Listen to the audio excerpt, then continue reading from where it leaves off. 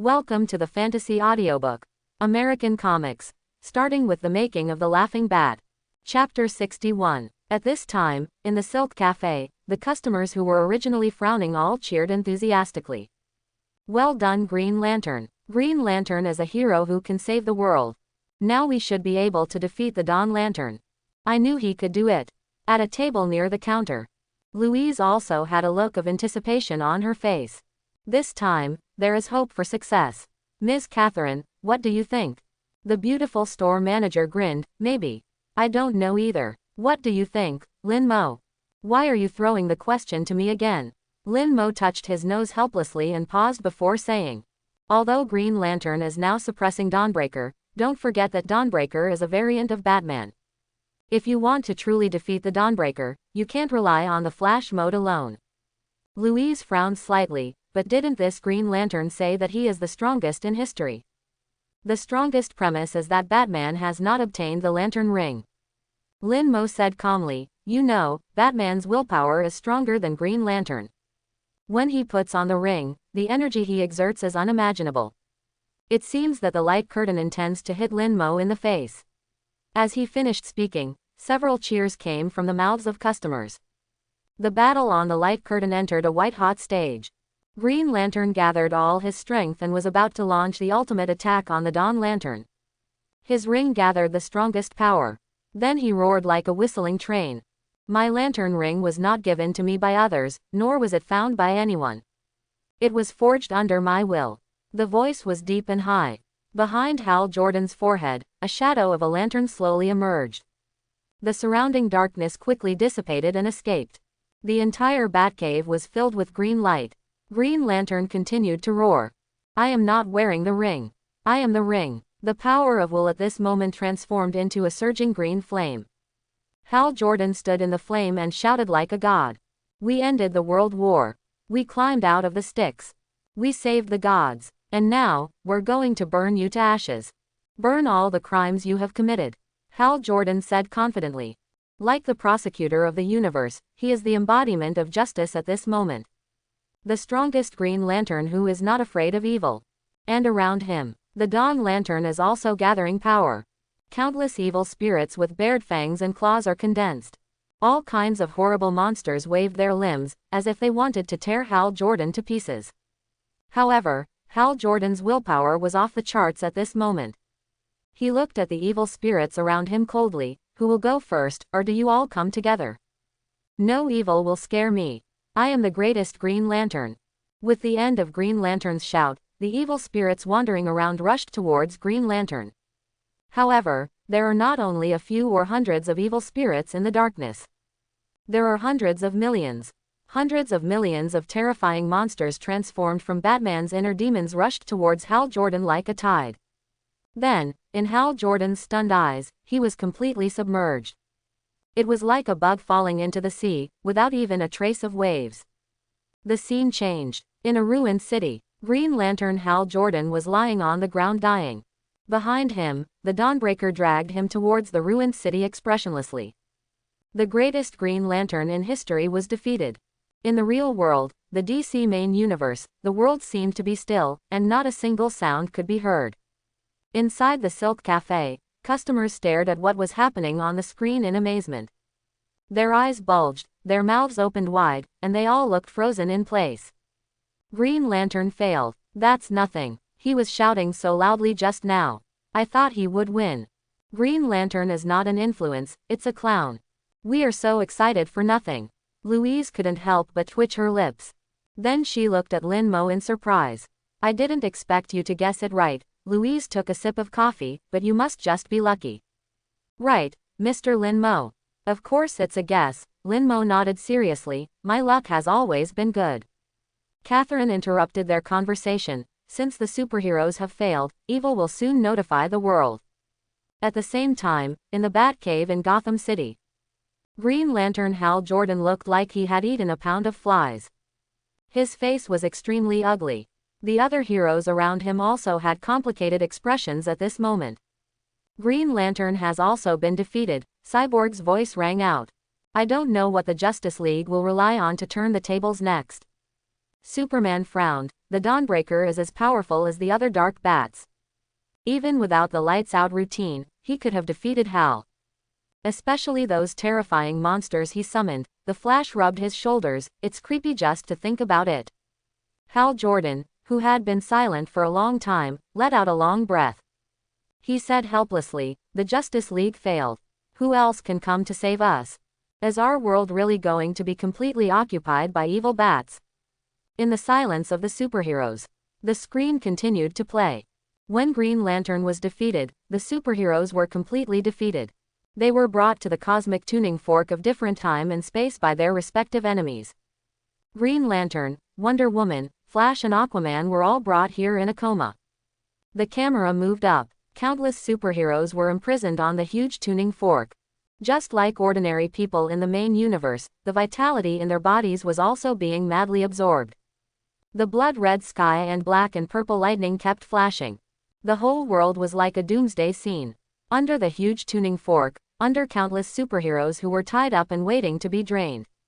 The Flash and others from the Justice League were among them. 7 dark bats celebrated the victory.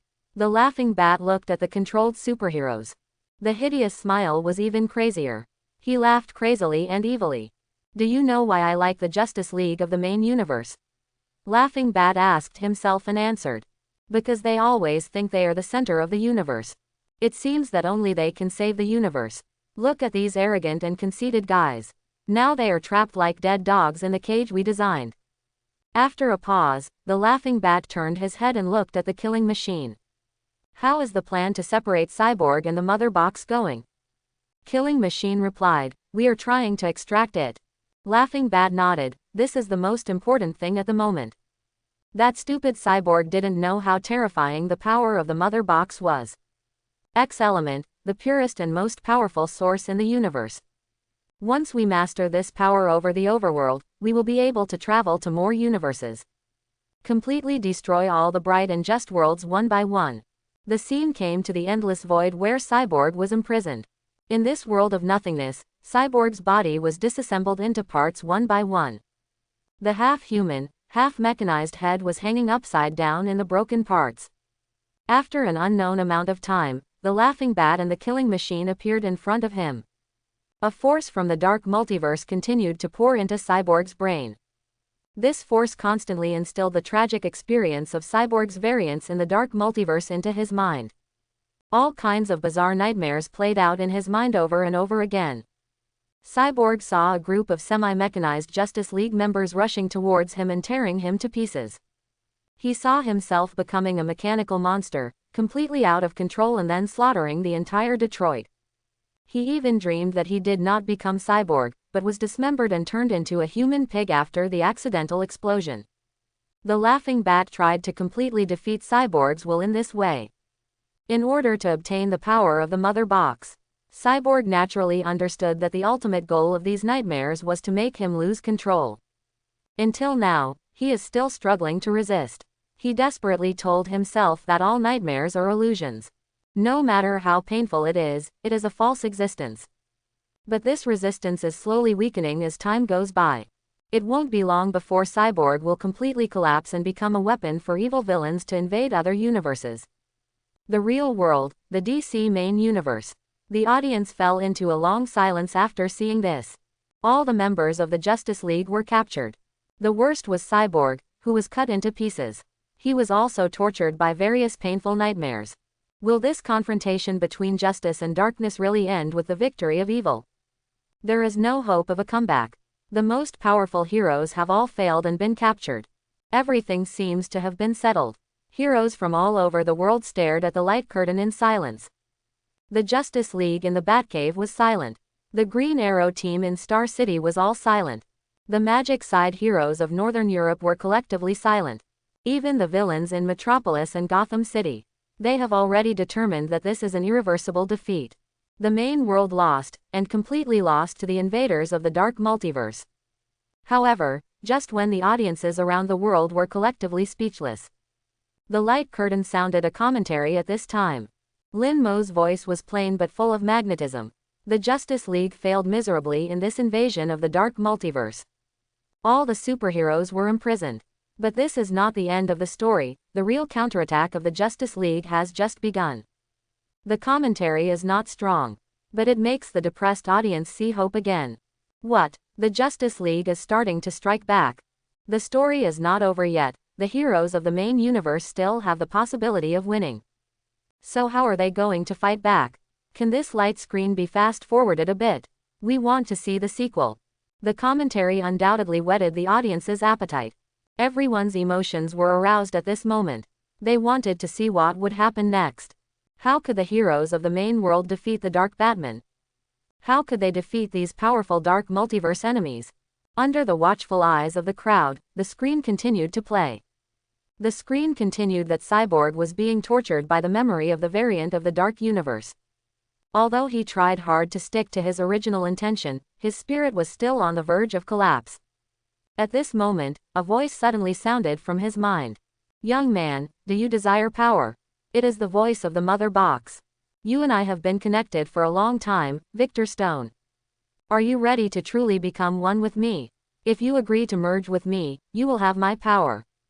That is the power of 52 universes and countless lives, and that power is far beyond your imagination." Cyborg asked with difficulty, "Why me? What is the price?" The Mother Box continued to answer, "The price is that all your memories will be deleted and you will become a brand new individual." The moment the Mother Box finished this sentence, 52 universes appeared out of thin air in front of Cyborg. These universes are interconnected, and he saw the figures of the Justice League from these cosmic shadows. He saw everything he was familiar with and everything that was slightly different. At this moment, Cyborg only felt that he had mastered all the 52 universes. Everything seemed to be controlled by a mechanical arm. "What a beautiful world," the Mother Box continued, "if you don't choose to merge with me. It won't be long before the Dark Bats enter these universes. Slaughter the countless creatures inside." Finally, Cyborg agreed to the Mother Box. His consciousness quickly assimilated with the Mother Box the moment he agreed to merge. This superhero who usually doesn't like to show off, now sacrificed himself to save the multiverse. He doesn't have Superman's steel body, nor Batman's strategy. Even the Flash and Green Lantern are more eye-catching than him. But now, when all the superheroes are defeated, Cyborg has become the hope to turn everything around. When Cyborg completely accepted the power of the Mother Box, a powerful force enveloped his whole body. Then, his mechanical body began to recover and rise rapidly. Level. The original alien technology body was upgraded to a more powerful ultimate technology body. The upgraded version of Cyborg even has the ability to open a sonic boom channel to achieve cross-space travel. On the other side, Wonder Woman, Aquaman and others are being escorted to the Cosmic Tuning Fork. The one responsible for escorting them is the nanorobot AFU, a subordinate of the Killing Machine. But at this moment, Afu's body suddenly became extremely unstable. Then, all Afu's projections quickly disintegrated and dissipated at a speed visible to the naked eye. It was as if someone had remotely terminated their signal transmission. "What's going on?" the Laughing Bat asked first. "Killing Machine, what happened to your men?" "Something is interfering with my connection," said the Killing Machine, and the Laughing Bat immediately started cursing. "If I had known you were such a loser, I should have called that Luthor and Batman variant." "What do you mean? Who is disturbing you?" However, before the Killing Machine could respond, a huge sonic explosion tunnel suddenly opened in front of them. "Dear Mr. Laughing Bat, long time no see." The next second, Cyborg, who had upgraded to a new body, walked out of the sonic boom tunnel. Without waiting for Laughing Bat to react, Cyborg raised his upgraded palm cannon and fired a burst beam at Laughing Bat and Killing Machine. The two were caught off guard and flew backwards in a flash with black smoke. The superheroes controlled by Killing Machine also broke free at this moment. They rejoined the battle. The key to the comeback turned out to be Cyborg. This was something no one had expected. At this time, in the real-world DC main universe, fierce cheers broke out in the Hilco Cafe. Everyone stood up from their tables excitedly because of Cyborg's reappearance. The upgraded version of Cyborg came, and the heroes broke free from their shackles. The balance of victory and defeat was once again even. Nothing is more exciting than heroes surviving from desperate situations. I'm so excited. The beautiful store manager excitedly hugged Linmo in her arms. The majestic chest and the fragrant jasmine scent instantly overwhelmed him. Louise beside him was also excited. I didn't expect that the turning point would be Cyborg. Although it was a little unexpected, it was also a pleasant surprise. Amid the heated discussion among everyone, a commentator came from the screen. Cyborg returns with an upgrade. He once again joined this fierce battle with the power of 52 universes and countless lives. The clarion call for counterattack has been sounded. Can the superheroes find a way to defeat the Dark Bat this time? The heroes gather again. What wonderful performances will Superman and Batman, who are far away in the Dark Universe, have? The audience watching the screen fell silent at the same time. They held their breath and continued to watch the next story. After a 5-second black screen, the light screen started a new round of video playback again. Cyborg arrived at the location where the Justice League was captured through the sonic boom channel. Cyborg, who had reshaped his mechanical body, was now terribly strong. Wherever Cyborg's mind went, all the heroes controlled by the killing machine were untied and awakened. Wonder Woman Diana, Aquaman Arthur, Flash Barry Allen, Green Lantern Hal Jordan. The Justice League reassembled. Across from them, the Dark Bats who had come to their senses also gathered together. The Laughing Bat showed a sinister smile. If we can dismember Cyborg once, we can dismember him a second time. My defeated enemies, are you ready to die? The next second, the two sides fought again. But this time, the members of the Justice League learned their lesson. They exchanged opponents and replaced the enemies who originally restrained them with others. So, Wonder Woman Diana fought against the Red Death. Aquaman swung his fist at the War of Merciless War. The Flash entangled Doomsday. Green Lantern restrained the drowned souls. Cyborg fought against the killing machine. Everyone released their most powerful abilities, and their fists kept bombarding alternately. Lightning mixed with the power of the Green Lantern kept shooting around. Aquaman summoned a flood and used Diana's divine power to push the enemy away. The chaos broke out under the cosmic tuning fork. The fist-to-flesh fight was mixed with sonic booms and roars. However, there were 7 Dark Bats, and there were only 5 members of the Justice League. The combat power comparison was not balanced at all. At dawn, the Lamp and the Laughing Bats entered the battlefield, trying to turn the tide of the battle.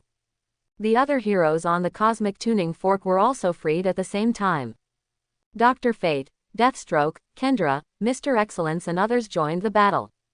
Dr. Fate flew into the air, releasing a huge amount of energy in his hand to instantly knock the Dawn Lantern away. Deathstroke drew out his samurai sword and slashed at the Laughing Bat. The sharp blade was accompanied by a sound of breaking through the air. Even someone as crazy as the Laughing Bat had to step back and dodge. The upgraded version of Cyborg once again exerted his powerful strength. He directly linked everyone's consciousness together through the mother box. Everyone can communicate and cooperate freely in their consciousness. But the most important point is that Barbados can no longer use the space tunnel to separate any of them. Dear friends, these 7 Dark Bats are not invincible. Cyborg told everyone with his mind. The Laughing Bat is just a poor creature who inhaled the Joker's poison gas. The Red Death is a fusion of Bruce and Barry Allen. The Merciless is Batman wearing the Ares helmet. Cyborg, who had integrated the memories of the multiverse, told everyone everything he knew about the Dark Bat. Finally, he said in a deep voice, "The Dark Knights are not invincible, they are just a group of lunatics from the dark underworld. But they are still Bruce Wayne and can be defeated." When all the heroes learned this, their confidence increased and they attacked their enemies more vigorously. On the other hand, the Dark Knights were caught off guard by Cyborg's intervention. They were losing ground and were about to be defeated. The Laughing Bat was forced by Deathstroke to not dare to show his head. He hid behind the cover and cursed, "You idiots really think you can beat us? We come from darkness, you can't defeat us." Hal Jordan swung the green hammer, knocking away the drowned souls and couldn't help but complain. "Mr. Bruce, you should go see a dentist. Your rotten teeth are really uncomfortable." Red Death tried to use the Speed Force to sneak attack Wonder Woman. But Wonder Woman slammed her wristband hard. The power burst out and instantly sent Red Death flying.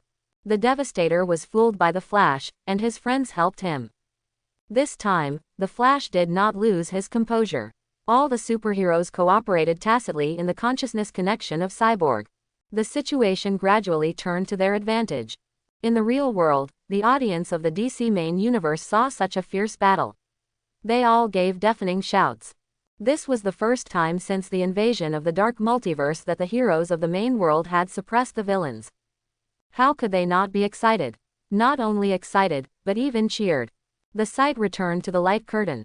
Just when the battle became more and more intense and all the heroes tried their best. A black and purple crack appeared in the void.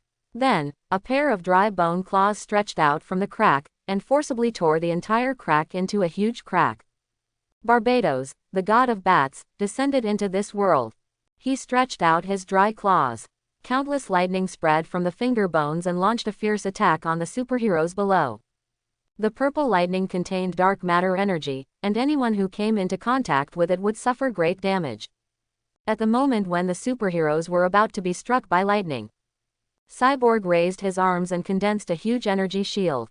Cyborg, who possesses the mother box and the power of 52 multiverses, can now confront Barbados head-on. However, this confrontation is destined to not last long. Everyone, let's get out of here.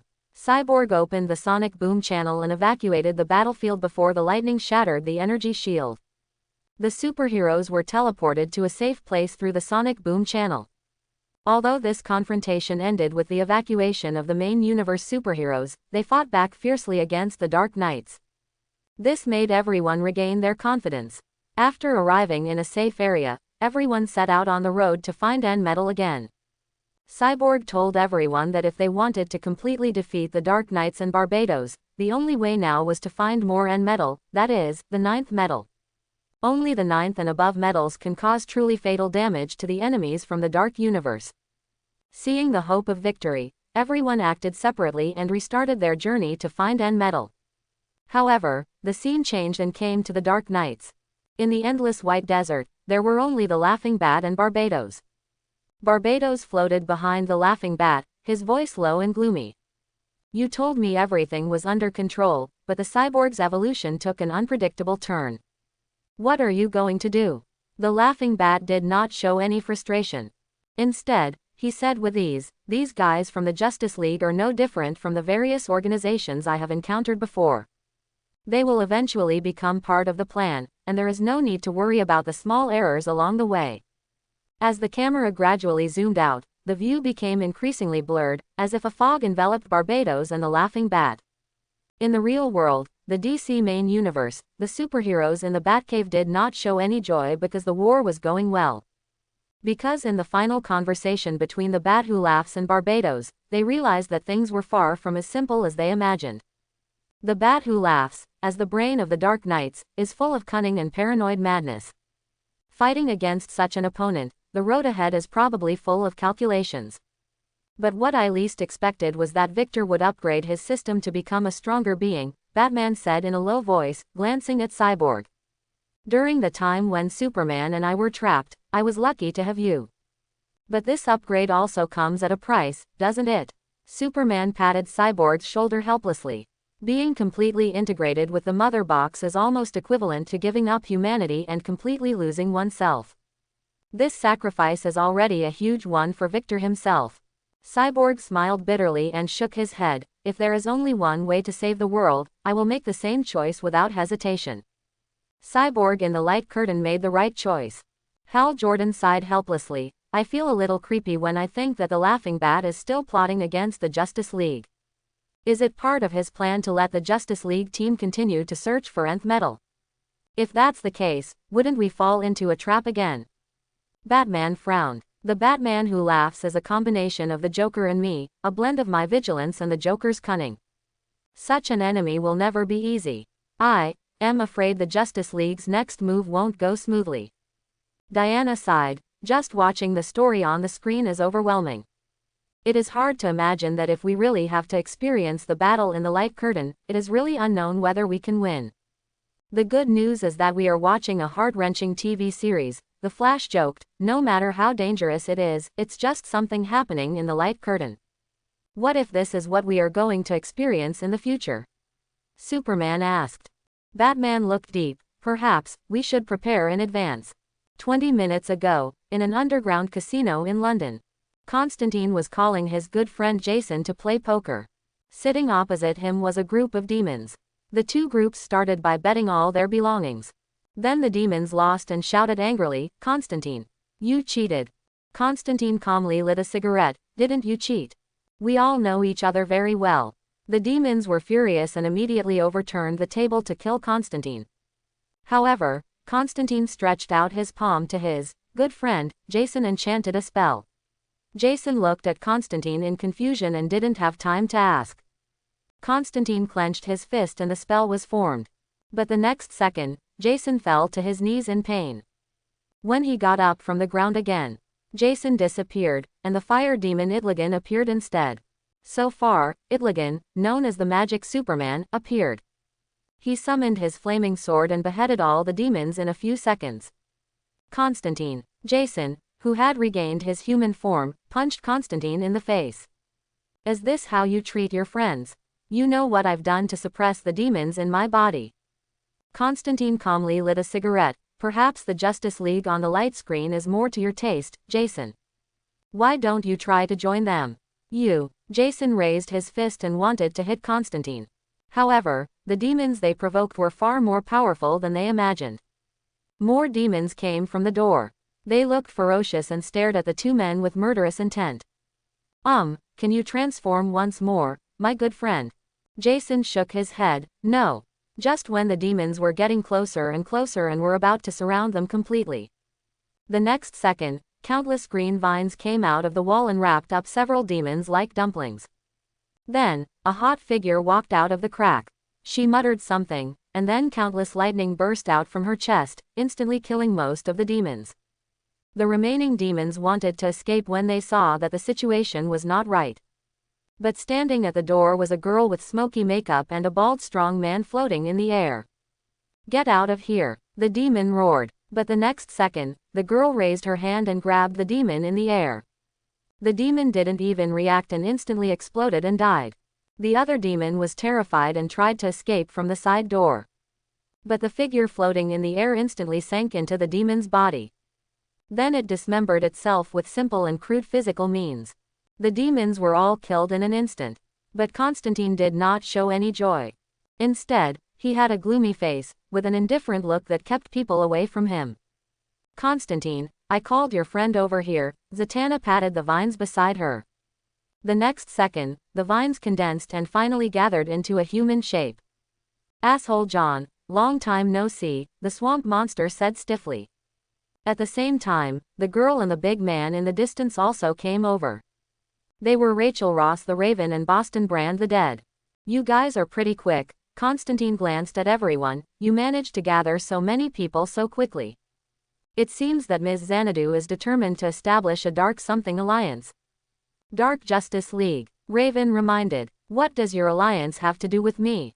Constantine said with disdain. "But my good friend Jason would definitely be interested. After all, he has a demon living inside him, and he would be the type that Ms. Xanadu likes." "Constantine, haven't you seen the contents of the light curtain recently?" Zatanna said seriously. 7 evil bats invaded the main universe, and the Justice League had a hard time resisting, and was in danger of being wiped out at any time. Constantine flicked the ash off his cigarette. "I know, but aren't we going to launch a counterattack right now? Justice will prevail." "Hey idiot, are you really watching this?" Raven said with dissatisfaction. "Didn't you see the laughing bat say everything is under control? Whether the Justice League can win this battle is still unknown." Dead Brand said calmly. "John, join us and your friends. Aren't you worried about those crazy people on the screen? If we were there when the Justice League fought the Dark Knights, things will become much simpler." "Simple." Constantine curled his lips. "Listen guys, I don't want to cause trouble, nor do I want to." Before Constantine finished speaking, he suddenly felt something moving under his feet. He looked down subconsciously, only to see the vines of the swamp monster wrapped around his legs. "If you don't want to go, I'll tie you up and take you there," the swamp monster said in a muffled voice. "How many times have you lied to me? Now it's time to repay your debt." While Constantine was struggling desperately, the swamp monster threw him into the teleportation array. Then, Everyone left the scene through the array and came to a church in an inland city in America. In the center of the church, a mature woman sat upright. She was wearing a wizard robe and playing with a crystal ball in her hand. It was the chief lady of this dark hero team, Lady Shangdu. After seeing that everyone had successfully brought Constantine here, Lady Shangdu showed a satisfied smile. Now, Mr. Constantine, let's continue watching the content on the screen. I hope that in this process, you can realize the urgency of protecting the world. Constantine was wrapped in vines like a green cocoon. He stammered and could not speak, so he could only twist his body to protest. But the protest was ineffective. The images on the screen continued to play, as the superheroes split up and set out again to find nth metal. Somewhere in the dark multiverse, the imprisoned Batman is also staging a textbook Jedi comeback. This reversal will be the key to overthrowing the Dark Knights and defeating Barbados. The scene shifts to a dark multiverse somewhere, in a huge human power tower. The old and frail Batman, whose life energy has been almost drained, suddenly wakes up from a nightmare. He is awakened by a familiar voice. "Wake up, old buddy, we are here to save you." The familiar voice made Batman instantly recognize that the speaker was Superman Clark. However, there were three sources of the voice. When Batman opened his eyes, he found that there were three Supermen around him. And these three Supermen were dressed differently, and their eyes looking at Batman were full of teasing and evil. The three people in front of him were nightmare Supermen born from Superman's fear. One of Barbados's minions. The Superman on the left was wearing the anti-Superman armor developed by Luthor, and the one on the right was wearing various equipment that Bats had developed to deal with him. And a white Superman wearing a white uniform and glowing all over. The armored Superman looked at Batman with contempt. "Old man, I have good news for you. Now the Superman of the main world has become the most efficient battery in the power tower. You are no longer worth staying here to continue generating electricity. You have to free my old friend and free him into the trash can." As they said that, the three nightmare Supermen pulled Batman out of the human matrix. The old and ugly Batman looked extremely weak in the eyes of the three nightmare Supermen. The threat level was almost equal to 0. This made the three Supermen almost completely unguarded. They talked and laughed, as if they were dragging a piece of trash in their hands. However, how could Bruce Wayne in the main world be trash? Even though he was extremely weak at the moment, it still did not affect his thinking.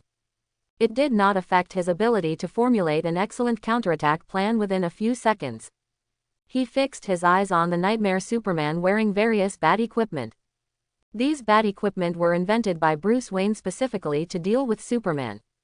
But he was sure that even if Superman obtained these equipment, with his level of intelligence, he would never be able to use the functions of these equipment to the fullest. "I know you guys," Batman said in a low and hoarse voice. "You are just like the Dark Knights, nightmares created by the fear of the Superman in the main universe, right?"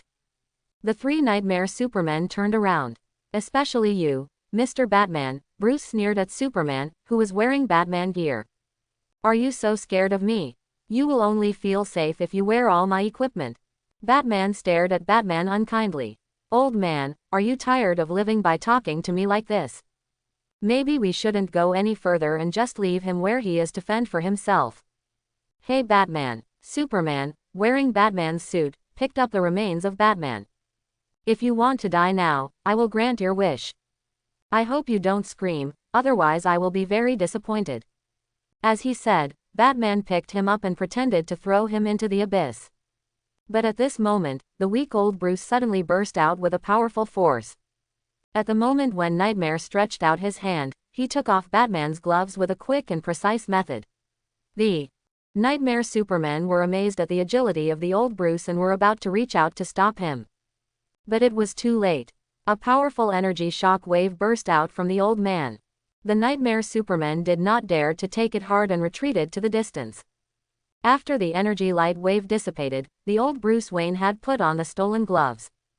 That was the kryptonite glove that Batman used to deal with Superman. The 4 red, yellow, blue and green kryptonites embedded in it are all weapons to weaken and defeat Superman. It's a pity that Batman only regarded it as a trophy after defeating Batman. Wear it on his hand in a show-off manner. But he didn't know how powerful this glove is. And now, the kryptonite glove was seized by the old Bruce. For the deadly energy fluctuations emitted by kryptonite made the Nightmare Superman a little afraid. But Superman wearing Luthor armor tried to charge at Batman. But the next second, Batman activated the radiation light wave of red kryptonite to hit the armor Superman. The armor Superman suddenly fell into endless hallucinations and sat on the ground with a look of horror. The other two Supermen also wanted to step forward. The blue kryptonite emitted energy fluctuations to the surroundings, making the approaching Nightmare Superman feel weak and powerless. The three Supermen were restrained by the kryptonite gloves. They couldn't get close to Batman at all. Batman walked quickly to the main universe Superman. Looking at the haggard face of this old friend at this moment, Batman frowned. He freed Superman from his restraints. On the other side, more Nightmare Supermen and other enemies rushed here. They roared angrily and vowed to tear Batman to pieces. It is not advisable to stay here for long. Batman held the unconscious Superman and was about to be swallowed by the enemy. But Batman called out loudly, "Daniel the Sandman. Now!" The next second, his body and the Superman Clark he was holding disappeared instantly. In the real world, in the DC main universe, Superman looked at Batman in astonishment.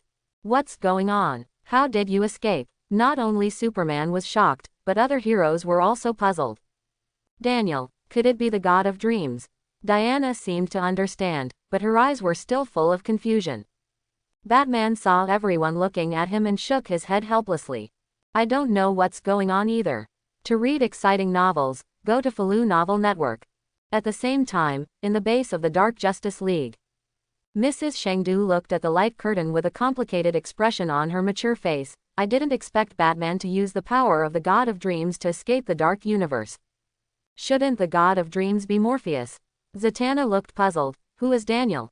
"The God of Dreams is taken over by different people in different eras," Lady Xanadu explained. "I didn't expect Batman to know a God of Dreams. That's amazing. Batman has a plan for the Nightmare Superman. Many years ago, he had entered that cave, and the Oniroi had told him, if you encounter a problem that you cannot solve, you can call him in the land of the Black Sun. At that time, he will provide help to Batman." Batman disappeared into the dark multiverse with the unconscious Superman. They appeared in the palace of Daniel, the God of Dreams. And there they were looking for a way to really defeat Barbados. At the same time, Wonder Woman and others who embarked on the journey to find the N-Type also encountered various setbacks one after another. At this time, the Eternal Rock at the core of the multiverse. Wonder Woman, Dr. Fate and Kendra were fighting the incarnation of the Seven Deadly Sins. The Seven Deadly Sins are a group of monsters with different shapes. Only by defeating them can Wonder Woman and others successfully enter the core area. There is the N-Type. They are looking for Hawkman's hammer. After a series of fierce battles, Wonder Woman and her three companions finally defeated the monster condensed by the Seven Deadly Sins. However, just as they were trying to find Hawkman's hammer, a terrifying energy wave was coming towards them. That energy was neither human nor demonic, but it contained a strong oppressive force. Wonder Woman and Dr. Fate felt the enemy's attack at the same time, and immediately went to find Kendra to join. But when they found Kendra, the scene in front of them made them stand still instantly. Because at this moment, Kendra was holding a blood-red brain as if she was possessed. That's right, a blood-red brain. In front of her was the Eternal Rock that was shining with purple light. It seemed that she wanted to throw the brain into the Eternal Rock without Wonder Woman and Dr. Fate knowing the situation. "What are you doing, Kendra?" Wonder Woman yelled. Dr. Fate asked, "Whose brain is this? Where did you get it from?" Kendra said in a shocking tone, "This is the brain of the Anti-Monitor. I'm going to throw this brain into the Rock of Eternity. The Eternal Council told me. When pure antimatter passes through the center of the multiverse and hits the dark multiverse, then the darkness will be completely destroyed." Wonder Woman and Dr. Fate were even more confused. The Anti-Monitor's brain. Where did Kendra get this thing? Was it the Eternal Council? But none of this matters. The key point is that Kendra must be stopped. Because once this is done, other universes will also be affected, or even directly torn apart. Just as Wonder Woman kept trying to dissuade Kendra, something strange happened. Kendra, who was originally in her normal size, suddenly knelt on the ground. Her face was painful, and her body was twisted as if something was about to break out of her body. The anti-monitor's brain also fell to the ground at this moment. But at this time, no one cared where the brain was. Wonder Woman and Dr. Fate looked at the rapidly mutating Kendra in astonishment. On Kendra's back, countless spikes pierced through her skin and stretched out from her body. However, when the view zoomed in, it could be seen that those were not spikes. Instead, they were black feathers. Soon, a pair of black wings stained with blood stretched out from Kendra's back. The intense pain made Kendra crush the stone brick in her hand. When all the pain stopped, the transformation ended. In a disgusting mess of flesh and blood, a strange black birdman stood up. Her whole body was full of black and silver-white metallic luster. Her face was a metallic eagle face. Her hands were covered with metal spikes and claws. The smooth metal wings set off Dr. Fate and Wonder Woman opposite. The faces of the two were full of astonishment. Kendra, Wonder Woman tried to call out. But it was this strange birdman who immediately responded, Kendra is no longer there. I am Black Hawk, all roads lead to the final darkness. At this time, Kendra has become Barbados's minion. It turns out that deep down in Kendra's heart, she is completely pessimistic about the future. Barbados took advantage of this and bewitched and controlled him. Became one of the minions to stop the heroes of the main universe. The one who reacted the fastest was Dr. Fate. Dr. Fate mobilized the power in his body and tried to cast a spell to wake Kendra up. As a result, the next second, something strange happened. A thunder force smashed down from the sky like a dragon. The huge energy fluctuations would make even the gods feel afraid. Dr. Fate was instantly enveloped by the power of thunder. He didn't even have time to scream. His whole body was instantly evaporated, and no bones were left. The only thing left at the scene was the helmet of fate made of metal, which was still emitting wisps of smoke. When the light of lightning gradually went out, when Diana's vision returned to normal, she saw in the air not far away. A sturdy figure in a black cloak was floating there. Long time no see, my dear old friend. The sturdy figure raised his hands and landed slowly like a god. Your old friend Black Adam. Come and see. In the real world, the DC main universe. Madame Chengdu stared at the screen with an unpleasant expression. I didn't expect that even Black Adam would come. Raven on the side asked in confusion, Ms. Xanadu, who is Black Adam? Madame Xanadu sighed. Black Adam's real name is Tess Adam. He is the guardian chosen by the wizard Shazam thousands of years ago. He was given the power of the 6 gods of Egypt, but was corrupted by evil and became an evil ambitious man who wanted to rule the wizard world. Is he strong? Asked Dead Man Brand. Jason nodded solemnly. As early as the time of King Arthur, the legend of Black Adam was circulated in Egypt. This is a madman who wants to control the magic of the world. Jason and Lady Xanadu are both magic heroes who have existed since the time of King Arthur. They are no strangers to the Egyptian villain Black Adam. It looks like Wonder Woman is going to be attacked from both sides, Zatanna said with a worried look on her face. Dr. Fate was killed instantly, and now Black Hawk and Black Adam are eyeing him. The situation is extremely bad. Dead Brand sighed helplessly. If we also go to help, things should be much simpler. Madame Chengdu nodded. This is also the reason why I called you all together. The image on the light screen is a prophecy of the future. We must be prepared before the prophecy comes true. In the Star City laboratory in Midtown, Wally the Flash, Cisco, Catherine and others were also closely watching the screen. When they saw Black Adam appear in front of Wonder Woman, Cisco ran to the computer and started typing. Soon, the information about Black Adam appeared on the projector of the Star City laboratory. A villain who has lived for thousands of years and is proficient in super magic, Cisco swallowed. Can Wonder Woman beat this guy? The key is that there is Black Hawk beside her. Wally crossed his arms and said helplessly, the possibility is very small. Caitlin immediately retorted, Wonder Woman is the greatest female warrior in the Amazon, she may not lose this battle. I believe she can win. Cisco nodded, maybe, but Barry has been in Gotham for so long, when will he come back? How about you make a phone call? Wally suggested. Come on Wally, you want me to call Batman in the Batcave? Do you think I can get through? Wally nodded in approval. Then how are you going to call Barry back? There are still a lot of superpowered criminals to catch in Midtown. I can't do it alone. I'll give him a special contact tool, and we'll contact him after today's video is over. But today's video is a bit long. Caitlin speculated, maybe it's about to reach the climax of the plot. The line of sight returned to the light screen. After nearly 10 seconds of black screen, the scene about whether Wonder Woman can defeat Black Adam and Black Hawk was not directly broadcast. The perspective jumped to another rescue team. The deep underwater world of Atlantis. There are fish bones everywhere and fish eating the fish bones. The whole seabed is full of sores and is extremely tragic. The corpses of Atlanteans can be seen everywhere, and all kinds of buildings have been destroyed. Aquaman and Deathstroke rushed to the scene on seahorses. Aquaman looked at the bodies of his subjects and fell into deep self-blame. How could this happen? Aquaman said with a sad face, this is the tomb of the king of Atlantis. I didn't expect so many people to die here, my people were murdered. They are all my best fighters. Death Bell, who was watching the excitement, said, this should be a case of killing fish, not a case of killing people. After all, people walk on 2 legs, not fins.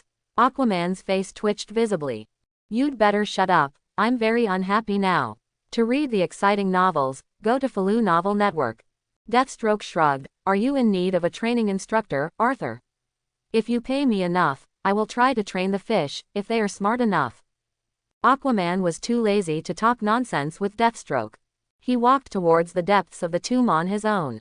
When he came to the innermost coffin, an anglerfish that was not even the size of a palm was standing in a daze. Who did what happened here? Aquaman asked the anglerfish with wide eyes. Yes, it is endless darkness, my king. Full of death and endless darkness. Deathstroke at the side showed a look of astonishment. Are you talking to a fish, Aquaman? Is that rumor true? Shut up, Deathstroke, Aquaman said speechlessly. I am the Lord of the 7 Seas, why can't first talk to marine creatures? And the rumors about me are all false, you understand. Before he finished speaking, Deathstroke suddenly drew out his big sword and thrust it hard at the coffin in front of him. With the sound of glass breaking, Deathstroke smashed the coffin of Aquaman. You, what are you doing? Neptune exclaimed, this is the coffin of my ancestor. You fool, why are you digging up my ancestral graves? Aquaman could no longer hold back, and angrily pressed the death knell on the coffin. You wicked thing, I've had enough of you. He, relax, Scale Man, said the death knell, this coffin is fake, didn't you notice that there is a portal underneath? I can already feel the N-type smell coming from the portal. We are about to find what we need. In the real world, in the Batcave of the DC main universe. Aquaman frowned and looked at the other superheroes. Deathstroke is so abominable, he actually slandered me. According to the laws of Atlantis, slandering the king is a felony. The Flash scratched his head, the problem is that you are not very familiar with Deathstroke, if he knows something about you. Hal Jordan added, that means most people on land know about it, too. Arthur's face instantly turned green, and he began to curse. The video on the light screen continued, and the line of sight came to the Green Lantern. At this time, the Green Lantern was walking in a palace with Mr. Excellence and the Dormant Plastic Man. This palace was located in the Sanagan Empire in the Polaris Galaxy. The purpose of everyone's visit was to meet the ruler of the empire, Emperor Sean. Because this ruler of the empire has the N attribute. However, what they didn't expect was that when they met Emperor Sean, they were told that this Emperor Sean had implanted the N metal into his body. In the hall, Emperor Sean sat on a high throne and told the two of them. Several epochs ago, scientists of the Empire discovered the existence of the dark multiverse. So we built a super cannon. This 470mm cannon can easily destroy any planet tainted by darkness. This cannon has been aimed at Blue Star for centuries. As long as I give the order, this cannon can destroy Blue Star in an instant. All the darkness and evil will be wiped out. After hearing what Emperor Sean said, Green Lantern and Mr. Excellence showed astonishment on their faces. A cosmic cannon that has been pointed at the blue planet for centuries. Is there anything more chilling than this? At this time, Sean was still telling Green Lantern and the other two about his grand plan. As long as the Blue Star, the origin of darkness, is wiped out, darkness will completely evaporate in the universe. The entire universe will also usher in peace. Sacrificing a planet to protect the entire universe, I think no one can refuse, right? Green Lantern and Mr. Excellence fell silent. But to start this great plan, we are still missing one thing. And this is why I attracted you here.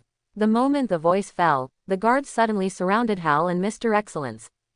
Mr. Excellence frowned. Emperor Sean, what do you mean? Sean laughed. Thank you for sending the dormant plastic man to me. Only with it can we fully activate this cannon. Green Lantern tried to activate the Green Lantern ring. But Sean was well prepared. He directly controlled Green Lantern's brain and turned him into an idiot who couldn't think. Green Lantern, who lost his ability to think, can no longer fight by visualizing something. The real-world DC main universe. When the people of the Justice League saw this, their faces were not very good. Of the three teams looking for the N-Genus, only the team of Deathstroke and Aquaman was relatively smooth. The other two teams encountered more or less trouble. Hal Jordan's face was solemn. I have to find time to talk to the rulers of the Sanagan Empire. They actually hid large-scale species extinction weapons. The most outrageous thing is that they dared to turn the most powerful Green Lantern in the universe into an idiot. Batman thought thoughtfully. Faced with the invasion of the Dark Universe, alien civilizations are also trying to resist. However, Emperor Sean's actions were too extreme. He actually wanted to kill Blue Star directly. The people in the Eternal Council are also crazy. Diana sighed. They actually want to throw the Anti-Monitor's brain into the Eternal Rock as a bomb. Superman frowned. I have a bad feeling that the three teams looking for N-Type will definitely have more trouble than this. Inside the Green Arrow team base in Star City, Black Canary looked at the screen with a serious face. This journey to find Genus N is destined to be not smooth. The worst is Wonder Woman, then Green Lantern. I'm afraid that Deathstroke and Aquaman can't easily get N attributes. I didn't expect that Deathstroke could participate in this mission, Green Arrow pouted. But where are Superman and Batman? There has been no news of them since they escaped. Black Canary frowned slightly. Indeed, where are these two giants Batman and Superman now? The screen continued to play. After Green Lantern and Mr. Excellence were imprisoned, the video screen jumped again. This time, the escaped Batman and Superman appeared in the picture. When seeing Batman and Superman appear on the screen, the customers in the Hilco Cafe exclaimed. They finally showed up again. Great Superman and Batman. Hope they can save the world. Or lead other superheroes to defeat the Dark Knights. On the rooftop of the LexCorp building, Luthor stared at the light screen with complicated eyes. He muttered to himself, I wonder what role they play in this story. Although I hate Superman, I hope he and Batman can find a way to deal with this crisis. In a hotel outside Gotham City, the Joker listened to the cheers coming from next door. He grinned disdainfully. Superman and Batman are the best partners. They seem to have forgotten the existence of clowns. Maybe I can come up with a plan to drive Superman crazy, or have him fight Batman. By then, no one will think they are the best partner. Batman and I are the most compatible team. Amid the discussion of various forces, the screen continued to play. At that time, Batman summoned Daniel the Sandman to escape with Superman. At this time, the two were teleported to Daniel's dream realm. In front of the two stood a white-haired man wearing a simple and exquisite robe. Do you know how long I've been trapped there? Batman glared at Daniel and said. You knew everything but did nothing to stop it. But at least you're alive. Damian was as quiet as an old monk. Batman wanted to continue asking questions, but Daniel just raised his hand and the two were transported to a new space. There were a lot of book counters here. This is Lucian's library, Daniel explained to the two. Here are stories that should never be told. Stories that might be born out of fear. These stories are supposed to be nightmares in people's minds, they are unreal and untrue. But because of Barbados's intervention, these nightmares are now becoming reality. Daniel pointed to a pile of books burning not far away and said. Those are the stories that are burning from the dream realm, and every time a book is burned, the darkness of the real world grows a little darker. When all the books in the library are burned out, the entire universe will fall into eternal darkness. Superman on the side couldn't help but complain, is this a dream world? It's really abstract. However, things are not hopeless. Daniel took out a small bag of powder and blew it towards Superman and Batman. When the powder evenly covered the two of them, they both entered the illusion world at the same time. I can't fight alongside you, Daniel said, but I can give you the most powerful weapon. That is a story about the truth of the world, about the origin of Barbados. A vast cosmic picture suddenly unfolded in front of Batman and Superman. The stars on the picture were connected to form four huge figures. From left to right, there were two humanoid creatures, a creature with wings swinging a sledgehammer, and a giant dragon.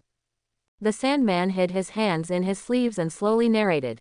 At the beginning of the universe, dots of energy and light were born from darkness. These light clusters converged and eventually created two opposite entities. They are a pair of brothers, matter and antimatter. When they are born, they are given the mission by the universe. Monitor the operation of everything. They are called the Monitor and the Anti-Monitor. The one wielding the sledgehammer is the third person at the beginning of the universe. His mission is to guard the future. He lives in the furnace of the universe, swinging his hammer to forge one universe after another. He is called the World Forger. Over the endless years, the World Forger used the hopes and fears of all living things to forge countless universes. But even forging a universe sometimes requires some experience. The forgers accumulated experience from defective products, trying to forge a more perfect world.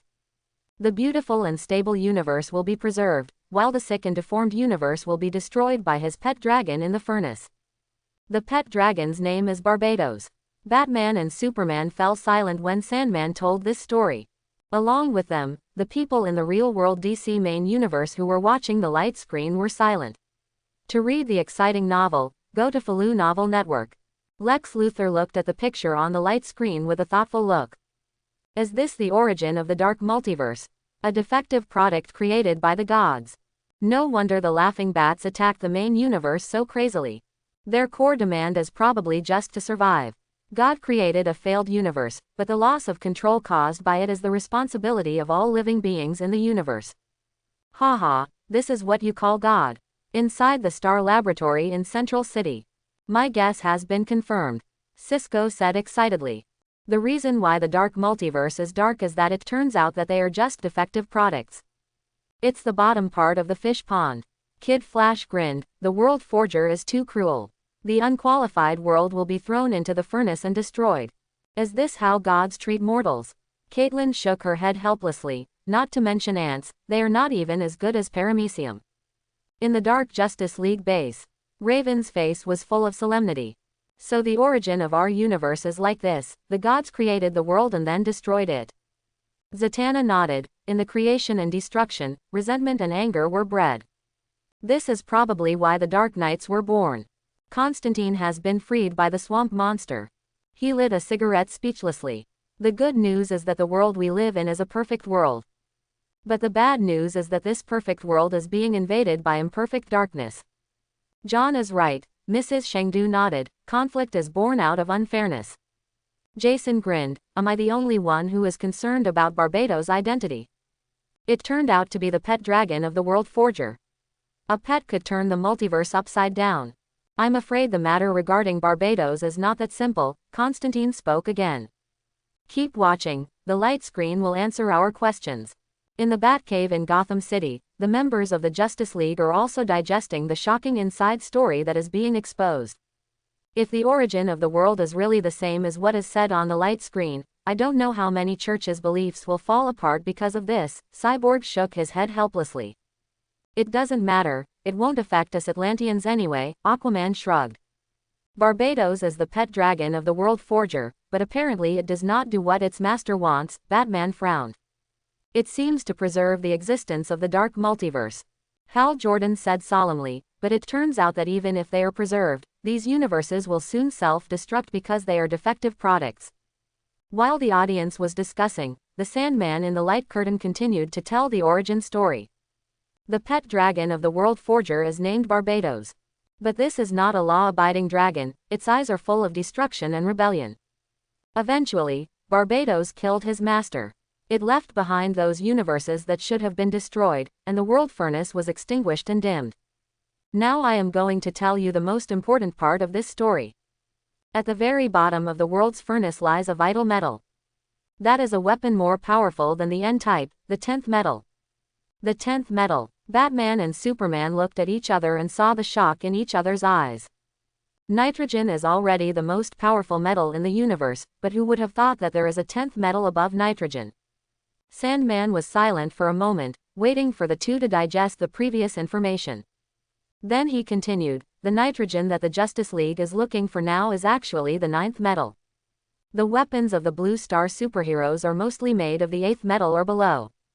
This is also the reason why superheroes can't really defeat the Dark Knights. The Dark Knights from the Dark Universe are protected by the Destruction Dragon Barbados. Only the 10th metal can truly kill them. So just go into the furnace and find the 10th metal. Even Barbados and his Dark Knights could not stand up to it. The sleep demon sat on his throne and sighed softly. I can transport you to the cosmic furnace, but you must maintain firm faith and self-confidence during the journey. Otherwise you will not be able to reach the furnace, and you may even be discovered by Barbados' minions in the Dark Universe. The gray-haired Superman nodded slightly. Got it, Daniel, start teleporting now. I think Batman and I will be able to land safely. However, unexpectedly, Batman refused. Clark, I'm afraid I can't fight alongside you anymore. Superman was slightly stunned. Why, Bruce? You are my most trusted partner. Batman looked obsessed. I have been repeating this nightmare for 30 years. In these 30 years, I have experienced countless failures, and my friends and family have continued to die. I've been fighting in a hopeless world for 30 years, and I'm so tired, Clark. These failed lives made me doubt myself. Clark, maybe I am no longer fit to be your companion. I have lost the motivation to move forward, and I don't want to hold you back. Superman looked at Batman earnestly. He gently patted Batman on the shoulder. My old friend, you are the best person I have ever met. The ideas you have now are deliberately instilled in you by Barbados, and they are all lies. I believe you can uncover them. Bruce, no matter how desperate the situation we are in, you are like a lonely lamp that always gives us hope. As long as you exist, we will always believe that we can defeat the enemy. No matter how powerful the opponent is. Superman said seriously, a real Batman will never give up easily. The real Batman will definitely lead us to save our home. Even with despair in his heart, he can still lead everyone forward firmly. In the real world, in a hotel outside Gotham City, the Joker watched Superman's affectionate conversation, and the corners of his mouth drooped unconsciously. This Superman is so annoying. Does he always like to steal the spotlight so much? Do you think Batman will change his mind with just a few corny words? How ridiculous. Ridiculous. In Star City, inside the Green Arrow base. Green Arrow cheered, this is the friendship between men. Laurel, did you see the relationship between Superman and Batman? Just like me and Hal Jordan, but why hasn't my good buddy come to see me yet? Is it possible that Hal doesn't like being good friends with a playboy like you? Black Canary grinned. Then he praised, Superman and Batman are indeed a good pair. Inside the Batcave, the atmosphere was a little awkward. Superman's true feelings made Batman fall into a long silence. Superman, on the other hand, smiled bitterly and shook his head. He didn't expect that he was comforting Batman in the light curtain. His sight returned to the light curtain. Batman, who was distracted, suddenly remembered his child Damian after hearing the word, home. My child Damian, he is my proudest child, Batman said in an old voice. My child, his future is full of infinite possibilities. But the prerequisite is that the world must be saved. Clark, my child, his future must be better than mine, right? Superman nodded immediately. Batman continued to murmur, maybe I will fail, but I can't give up. Even if today is the darkest day in history. Even if everyone has given up, but I, Batman, can't. Because I am the Knight of the Night, I came from the darkness, I want to bring light to everyone. I am Batman Bruce Wayne. When Batman finished speaking, his eyes were filled with determination and confidence again. Welcome back, my old friend, Superman smiled, I am very happy. Batman interrupted, there is no time for sentimentality, Superman, we still have a lot to do. Yes, sir, Superman replied. In the real world, in the DC main universe, Damian, who was currently training with the League of Assassins, had already burst into tears. As a child of only about 14 years old, when he heard his father Batman's evaluation of him, he finally couldn't help but burst into tears. Although he had half the cold blood of the League of Assassins flowing in his veins, he still cried out in this scene. Nightwing stood beside him, his expression mixed with emotion, loss, and even a little jealousy. Nightwing, formerly known as Dick Grayson, was the first Robin. He was Batman's most capable assistant and the eldest son of the Bat family. Although he had no blood relationship with Batman, in Nightwing's heart, he had already regarded Batman as his father.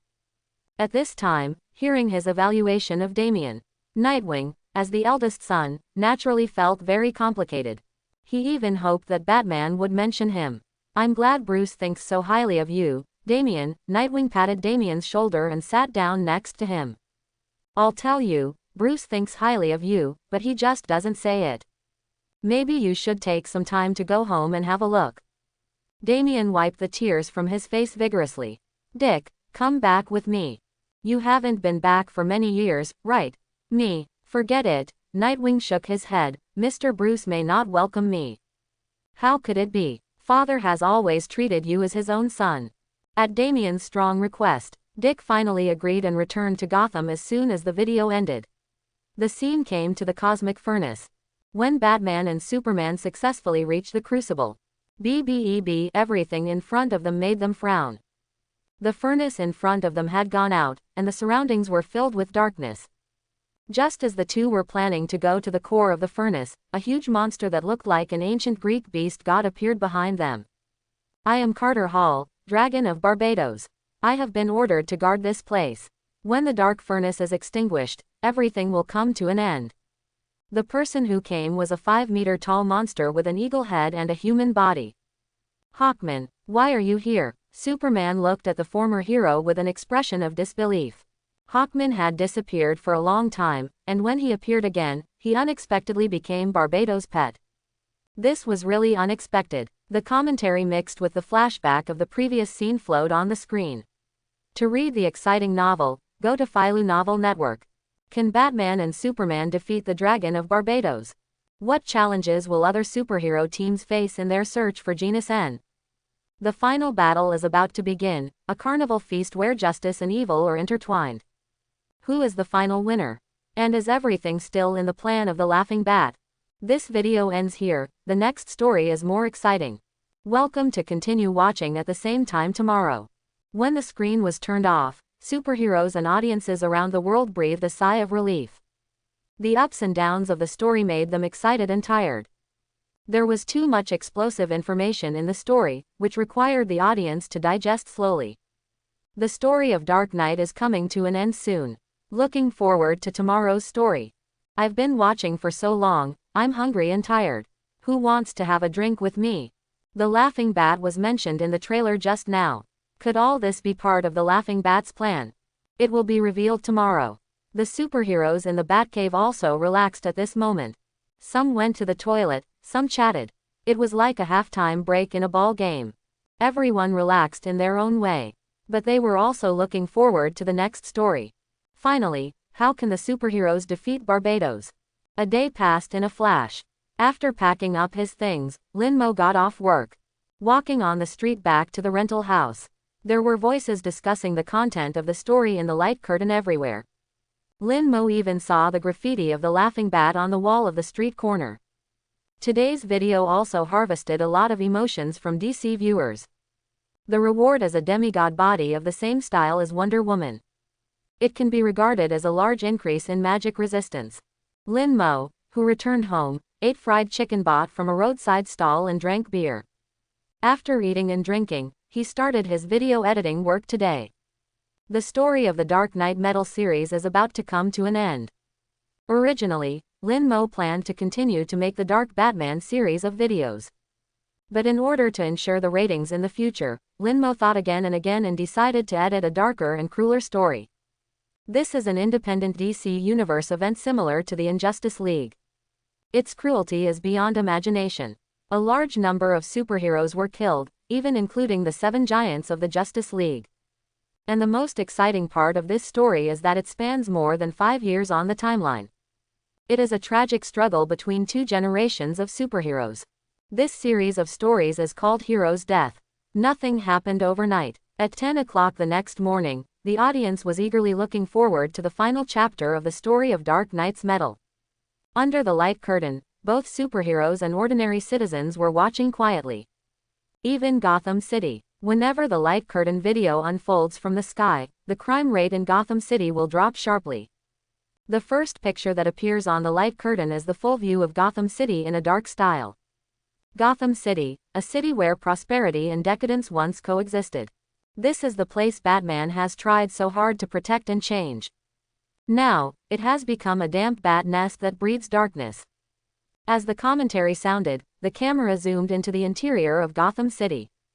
Two snake-like creatures with clown faces soon appeared in the picture. Under the dark outline of Gotham City, the two clown dragons intertwined, smiling strangely and evilly. "My master, it's time," the sharp and hoarse voice of the laughing bat came from below. "It's time to connect to the dark universe and summon the dark army." The camera moved down, and the laughing bat stood on the hillside. He was holding two hyena robins in his hands while talking. In this mountain, there was a huge cosmic tuning fork. On the tuning fork, a huge bat monster was sitting on it. It was the demon Barbados. Wrapped in strange purple-black lightning, Barbados continued to absorb the power of the multiverse. His strength rose rapidly in the process. The scene turned and came to the Sanagan Imperial Prison in the Polar Galaxy. Mr. Excellence and Hal Jordan were imprisoned here. Because Hal Jordan's intelligence was extracted, whenever he tried to drive the lamp ring, his intelligence would decrease rapidly, so that he could not materialize any useful items. What the hell is wrong with me? I feel like an idiot. I can't create anything by thinking now. Mr. Excellence said helplessly. Something is disturbing you, Green Lantern, we have to find another way out. Green Lantern sighed helplessly, and then asked, why is the Emperor of Sanagan so interested in the sleeping plastic man? Mr. Excellence replied, the plastic man and I are good friends. He was just an ordinary man who fell into the chemicals by accident. This causes his molecular structure to change at will, and because of this his body becomes the most perfect conductor of dark energy. Ever since the dark energy surged on Blue Star, evil thoughts began to flood into his mind. In order not to be controlled by these nightmares, the plastic man had to fall into hibernation, turning himself into a spherical sleeping body that was not disturbed by the outside world. He was vibrating millions of times every second, fighting against the darkness that was invading his body. But now, Hal, you're an idiot, the plastic man has been taken away, and we're alone. Mr. Zuiyu was talking to himself, with a worried look on his face. However, at this moment, a voice interrupted Mr. Zuiyu. Green Lantern, you look really interesting right now. It was a Birdman guard, looking at Hal Jordan with strange eyes. Hal frowned. Have you heard my story? And who are you? The Birdman soldier laughed. Then his body quickly changed shape, and finally transformed into a green and strong alien creature. Long time no see, Hal. The person in front of him turned out to be the Martian hunter who had disappeared for a long time. I have been hiding in Sanagan to study the characteristics of this planet, and then I heard that you were captured. Hal Jordan instantly showed a look of surprise. The Martian hunter disappeared for a long time, and now he appeared at the right time. I knew our luck wouldn't be that bad. Hal laughed. Guy. A green halo enveloped Hal Jordan's whole body. Idiot Hal disappeared, and Green Lantern Hal Jordan returned. But in the next second, Green Lantern controlled the lantern ring to condense a huge fist. Instantly, the prison fence was smashed. The huge noise alarmed the guards. Countless guards rushed into the cell. Hal was merciless and immediately urged the Green Lantern ring to rush all the way. The soldiers of the Sanagan Empire could not stop them at all, and were instantly rushed to the ground. The Martian hunter was also fighting. He transformed into a green Martian monster. He bit and rammed the enemies blocking the way. The passage was full of Sanagan soldiers lying on the ground struggling. In a blink of an eye, the three of them rushed into the center of the palace. At this time, Sean was holding the sleeping plastic man with a nervous look on his face. Hal looked at the panicked Emperor and said coldly, "Hand over the plastic man, or I won't mind kicking your asshole with my boots." The giant Martian hunter opened his bloody mouth. He was ready to bite Sean in half at any time. Looking at the three superheroes walking towards him with a covetous look, Sean lost his arrogance as an emperor. He finally handed over the sleeping plastic man. After rescuing the plastic man, the three came to the super cosmic cannon. However, just as they were about to shut down the cannon, Mr. Excellence saw the clue. "No, this cannon has been tampered with," Mr. Zuiyu exclaimed. "It does not fire a destructive beam that would destroy the solar system, but instead projects a beam toward the blue planet. Activate the N attribute on the blue planet." Hal frowned. "Who did this?" "Someone took advantage of the Synagon's inattention and modified the cannon's firing program." Just as Hal Jordan finished speaking, a ball of dark gas appeared near them. Then, a deep and very familiar voice came from the darkness. "It's our masterpiece." Looking in the direction where the voice came from, the Destroyer, the Merciless War Demon and the Dawnbreaker Lantern emerged from the darkness. Hal and the other two were immediately on high alert. However, the plan of the Laughing Bat could not be changed. The cannon, which had been used in a reversed way, fired a blood-red energy beam at the blue star. Because the cannon program had been modified by the Dark Bat, this blood-red beam would not destroy the blue star. Instead, it shot straight into the bottom of Atlantis, rapidly approaching something at the deepest point. Time went back to 10 minutes ago. The bottom of Atlantis. To read the exciting novel, go to Falu Novel Network. After smashing the coffin of the previous king, Deathstroke and Aquaman swam towards the portal. In a blink of an eye, the two came to a deeper underground. What was displayed in front of them at this time was a miniature sun that was burning fiercely. And around the miniature sun, there were many high-tech engineering machinery, and it seemed that someone had conducted research here. "I can feel that the N element is in there," Deathstroke pointed at the little sun and said. Aquaman couldn't help but frown at this moment. "We seem to have reached the core of the planet. My God, this hot energy core seems to be wrapped in some kind of Atlantean technology. That's why we didn't get roasted to a crisp." Deathstroke was surprised. "You mean you Atlanteans are studying the core of the blue planet? You fish are so brave, aren't you afraid of being roasted into sashimi?" Aquaman automatically ignored the sound of the bell, and walked to the switch of the machine. As Aquaman pulled down the joystick, the N-type solution hidden in the little sun was successfully extracted. Just when the two thought the mission was completed and were about to leave, a harpoon suddenly pierced into the back of the bell. There was no time to react, and the second cold arrow came quickly and accurately penetrated into the belly of the Sea King. Both were confused by this sudden sneak attack. The bell cursed, "This is far beyond what the employment contract requires. Why did I get involved in this mess?" Deathstroke cursed and fell down. A man in black wearing a huge diving mask appeared in front of Deathstroke and Aquaman. It was Aquaman's old enemy Black Manta. "Long time no see, Aquaman. Are you okay?" Neptune said quickly, covering his wound. "Black Manta, listen to me. Now is not the time to fight to the death. We have to stop the invasion of darkness, otherwise the world will be destroyed." Black Manta's voice was cold. "Stop the darkness. Stop Barbados." "But I'm sorry Aquaman, I've made a deal with him. When it's all over, it will give me a planet flooded by water."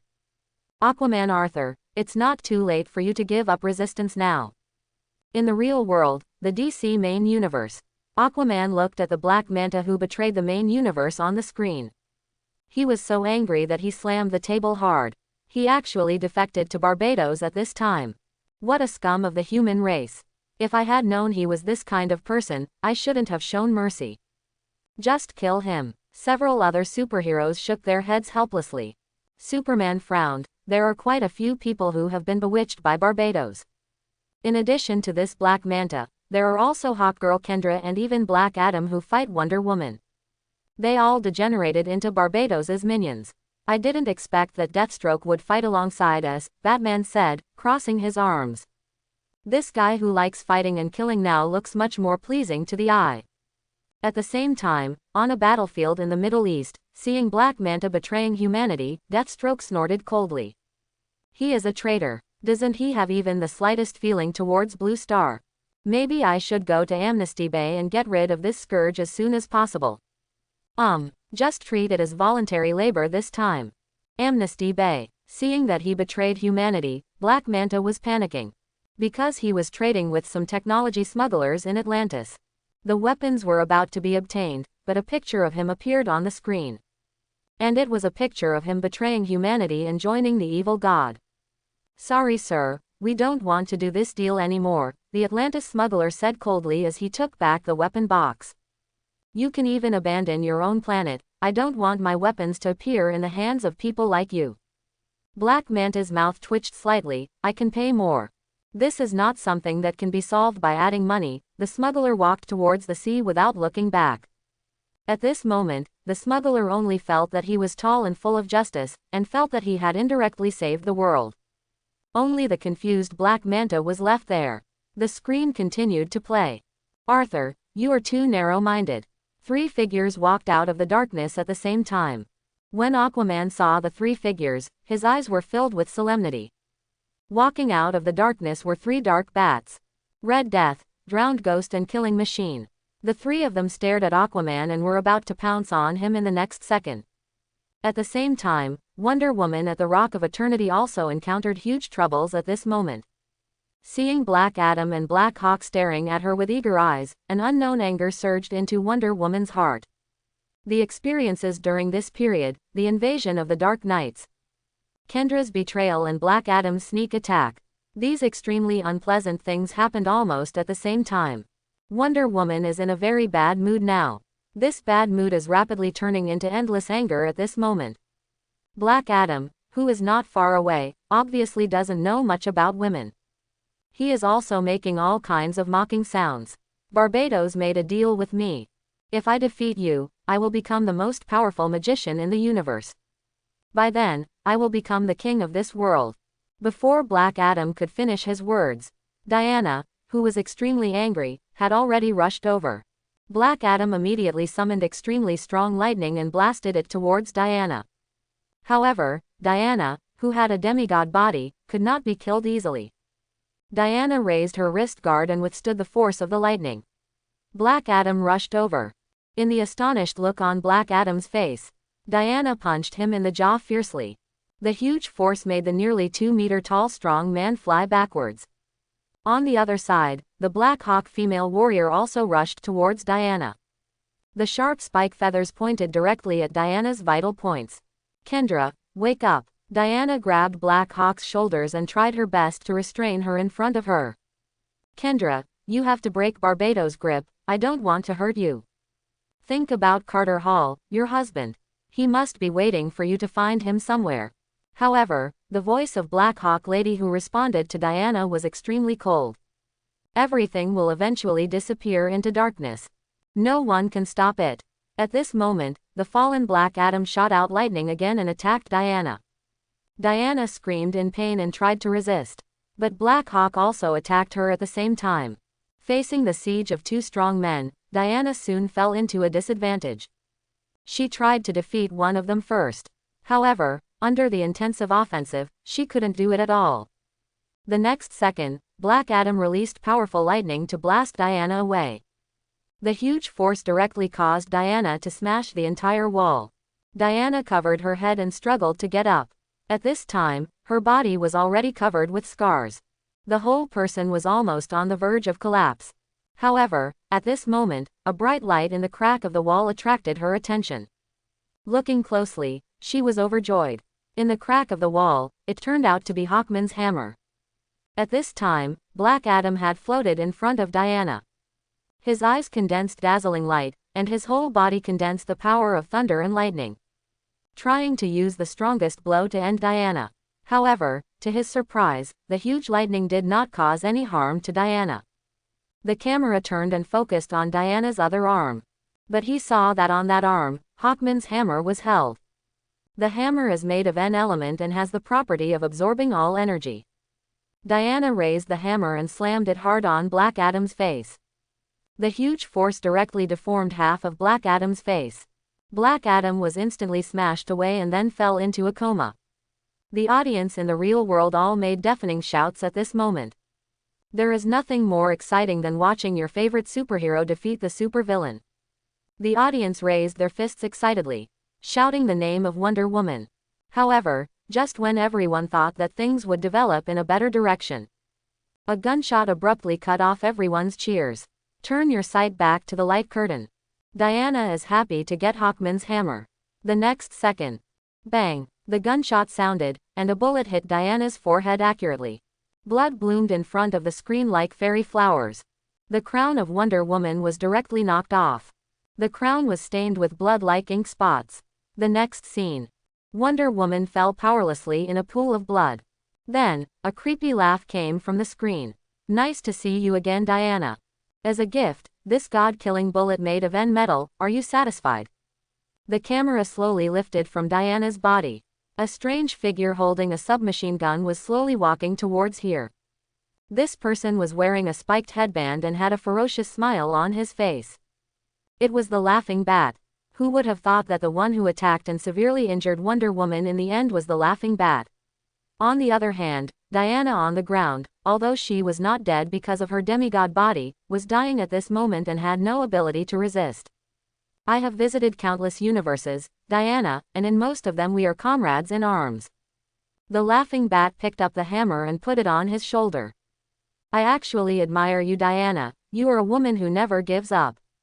Even if things have reached a point of no return, you will never give up. Unfortunately, there is never any hope for the dark multiverse. No matter how much you believe in hope, destruction is inevitable. Irresistible destruction, despair, depravity, and even madness. As the protagonists of the main world, you will never understand the pain and wailing of us, the freaks born in the darkness.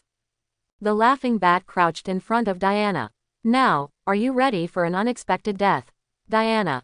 In the real world, in the DC main universe, the Valkyrie Diana, who was no match for Black Adam, was shot in the head by the Laughing Bat. This sudden reversal shocked countless people. The Silk Cafe was now filled with noise. My God, the female soldier was almost killed by a bullet. The Laughing Bat defeated the Valkyrie with just one bullet. What a sinister and cunning guy. This kind of enemy is too scary. Only Wonder Woman can withstand this bullet. If it is another superhero, he will be in great danger. To read exciting novels, go to Falu Novel Network. The heated discussion quickly spread among the customers. At the same time, in Gotham City, a group of villains such as Two-Face, Scarecrow, Professor Pighead and Riddler gathered in an underground world. Unlike normal people, these crazy villains are looking at the light curtain with a very pious look. At the front of this dilapidated hall, there is a huge laughing statue made of foam boards and iron heads. Judging from the scene, this group of crazy people seems to regard the Laughing Bat as an idol. Compared to the Laughing Bat, the Joker is just a second-rate guy. The Scarecrow said hoarsely. The Joker is now a lost dog, and he doesn't even dare to stay in Gotham City. Two-Face said grimly. Compared to the weak and incompetent Joker, the Laughing Bat is the king of chaos. He played all the superheroes at his wits' end and even defeated the goddess of war with just one shot. Long live the Laughing Bat. I love him so much. Dr. Pighead bared his buck teeth and rolled up his sleeves. Who among you knows how to tattoo? I want to tattoo the Bat God on my arm. He will bless me and make me as insidious and cunning as he is. Count me in, I want a tattoo of the Laughing Bat too. I want one too. Amid the shouts of the crazy villains, the Gotham tattoo shop is destined to be booming today. Gotham City Batcave. Diana was shot in the head, which also shocked the Justice League. This Laughing Bat is as calculating as Bruce himself. Aquaman frowned. Who would have thought that this madman would actually use an attribute to create a bullet? Only Diana and Clark can withstand the bullets made of N-type head-on, Hal said solemnly. Such a dangerous thing can easily kill other people. Batman nodded slightly. Obviously, the plan of the hero team to find N-type this time is also in the calculation of the laughter. In a sense, he is 100 times crazier and more dangerous than other dark bats. Diana had a blank expression on her face. I really want to pry open his head and see what evil plan he is planning. The picture on the screen continued to play. In order to keep the suspense, the picture skipped the confrontation between Diana and the Laughing Bat. Instead, it jumped to Batman and Superman. At this time, Batman and Superman were frantically dodging in the furnace. Behind them was Carter Hall, the dragon of Barbados, who was chasing them. The video entered a flashback. Carter Hall was once the greatest explorer in the DC universe. One day, when he was exploring the universe, he suddenly received a distress signal from the dark multiverse. The kindness in his heart made him lend a helping hand and try to save the person in need. However, after searching for a long time, he arrived at the world crucible.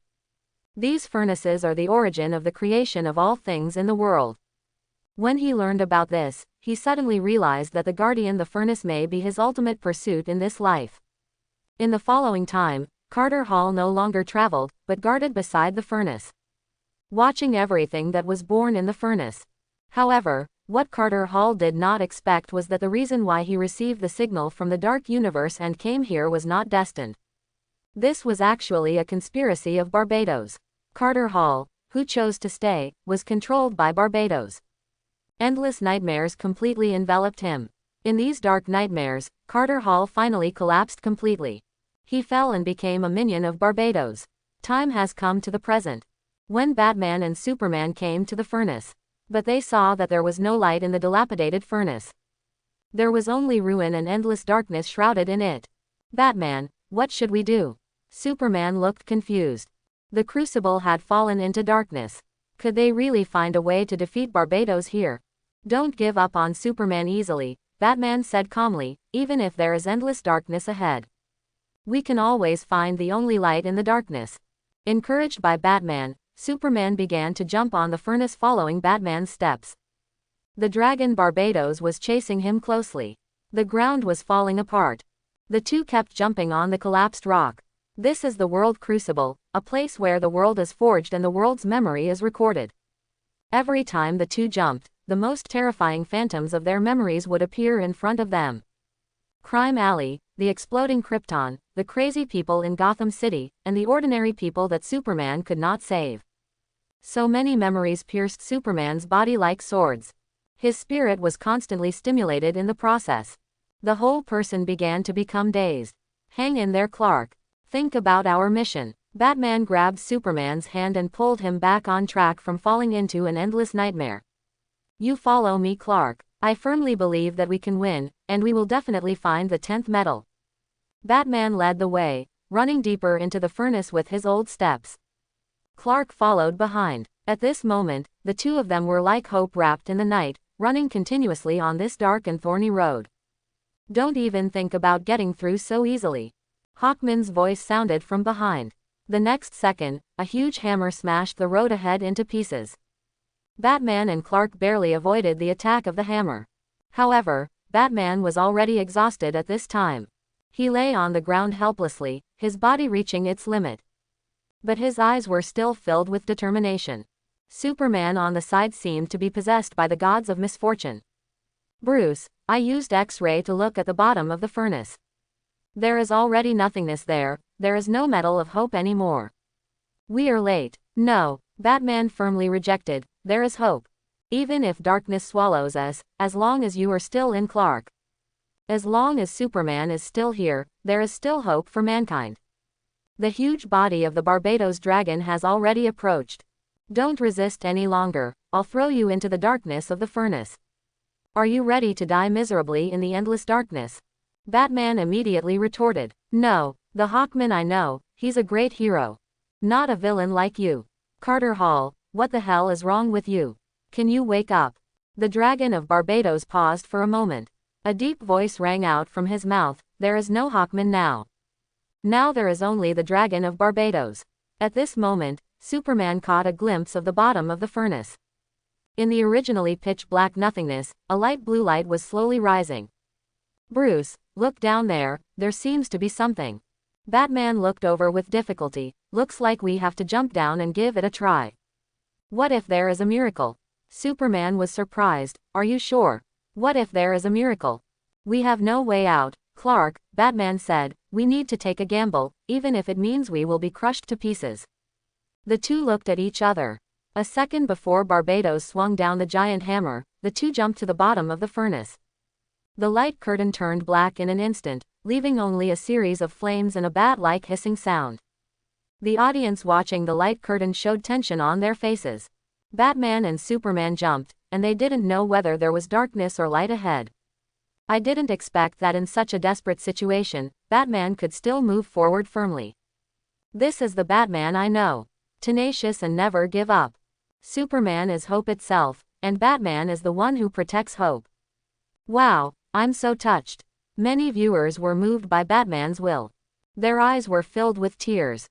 Inside the Dark Justice League base, when a group of magic heroes were praising Batman's strong will, only Constantine lit a cigarette and commented in a rather lonely tone. Batman is a pessimistic hero. But sometimes it is this pessimism that makes people more resolute. The scene on the screen continued. This time it jumped to Diana, who was about to be killed by the Laughing Bat.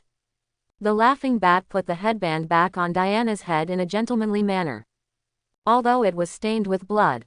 Wonder Woman, are you still not giving up? The missions of your other partners have failed miserably.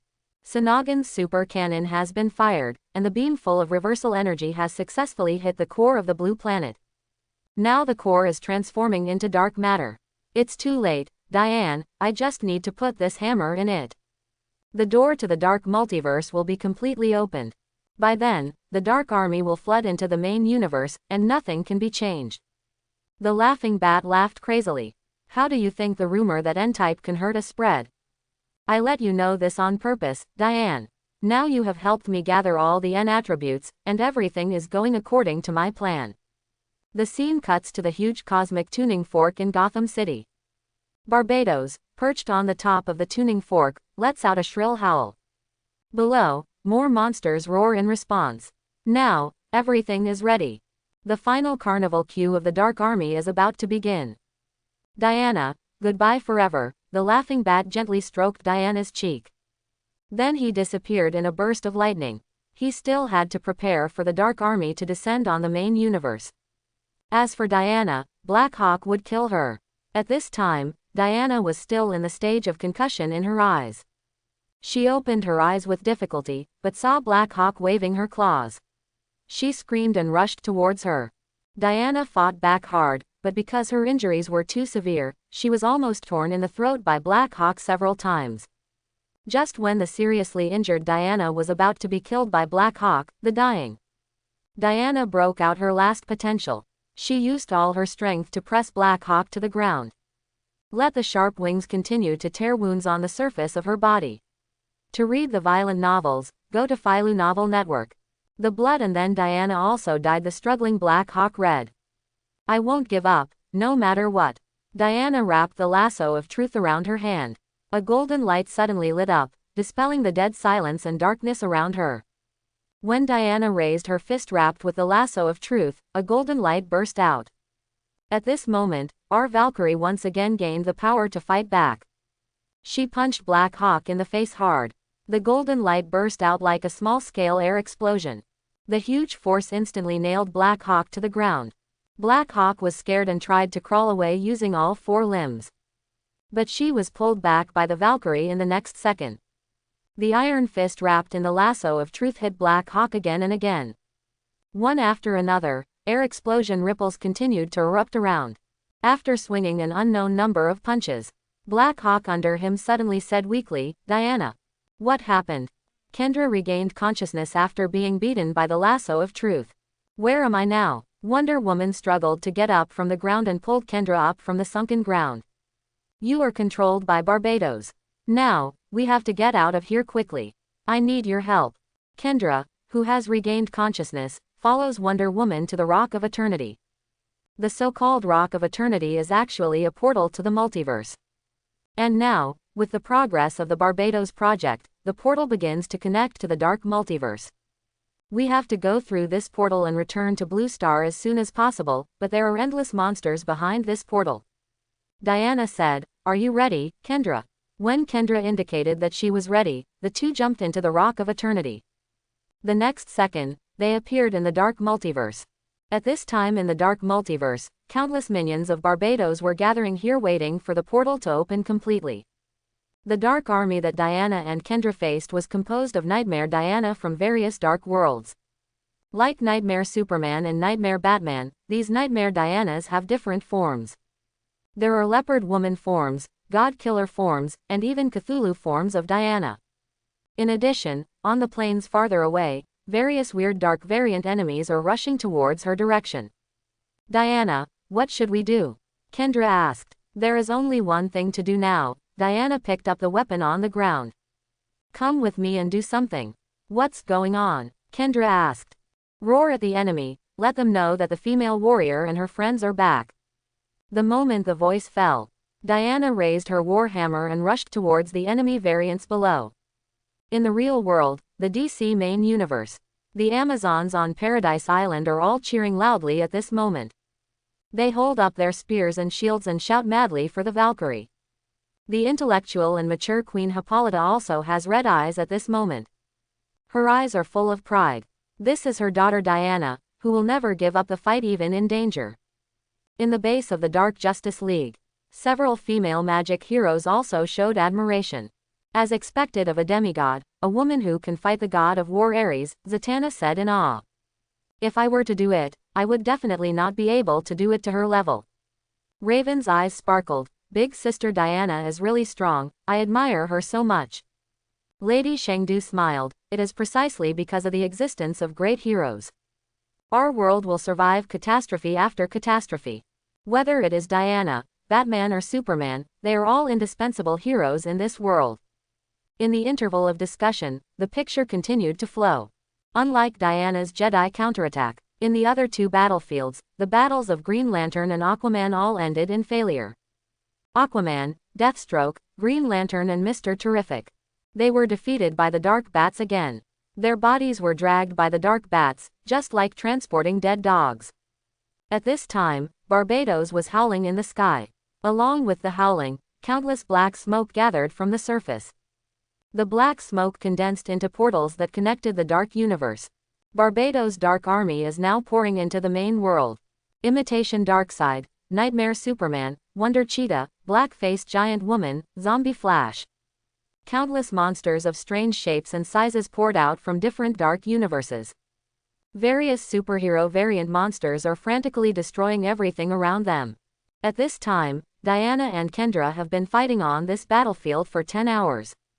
They traveled through one dark multiverse after another and finally returned to the main world. But it is already full of monsters. Exhausted, Diana suddenly remembered what the laughing bat said to her. They have captured the rest of the Justice League. If that's the case, Diana said while panting, then my friends should be around here. She picked up the hammer on the ground. It was Hawkman's hammer. It was an N-type artifact that was casually thrown on the ground after the laughing bat used it. Now, let me wake up those old friends. As she spoke, Diana raised her hammer and smashed it hard at her wristband made of the 8th metal. The moment the 8th metal and the 9th metal collided, a clanging sound beyond time and space was stimulated. The sound formed a visible air ripple, which quickly spread in all directions. This sound wave carried the will of the Valkyrie Diana. The strong will to awaken all companions. With the full strength of the demigod body, it collided and stimulated. Wherever the sound wave passed, the heroes who were in a coma suddenly opened their eyes. They were awakened by the sound waves emitted by Diana. Then, everyone gathered their strength again and launched a fierce attack on the Dark Army. Mr. Excellence punched a mutant's body and shouted to the sleeping plastic man. Wake up, old man. I know you're afraid of losing control. But this time, we need your help. Become a dinosaur or a bulldozer, or even a shark, and kill these fools around you.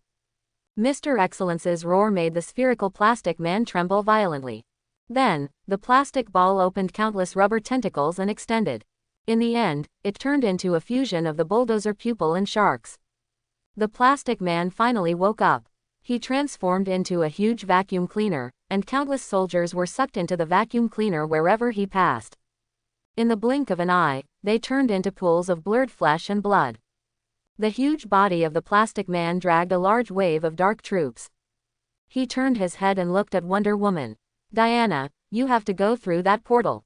There is a strongest signal there, and my sixth sense tells me that there must be something important there. A quarter.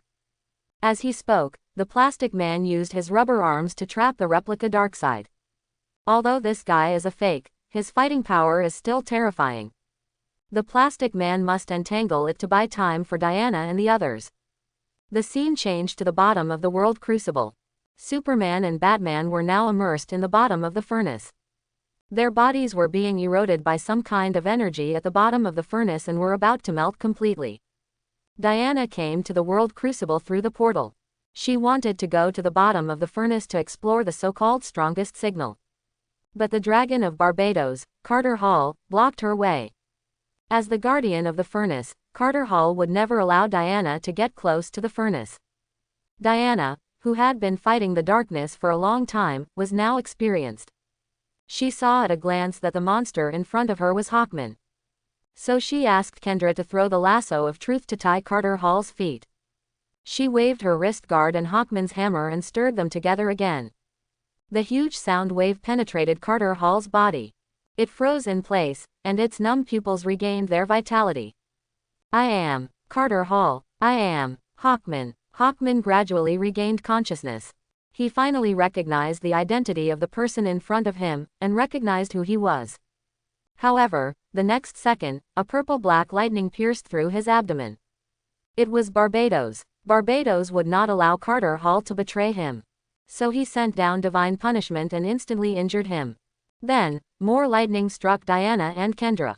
He wanted to stop Diana from entering the world crucible. However, at this critical moment, in the sky higher than Barbados, a time and space gate suddenly opened. Then, an army of righteous Batmen descended from the sky. This is a Batman coalition that is completely opposite to the Dark Knights. A Knight of Light and Justice. Red Sun Batman, Victoria Batman, Vampire Batman, Dark Knight Batman. Cyborg and Flash, who had been offline for a long time, finally rushed back before the final battle. In order to find a way to fight against the Dark Army, they traveled through countless universes. The process was not smooth, and they were even beaten by the Dark Knights and almost fell.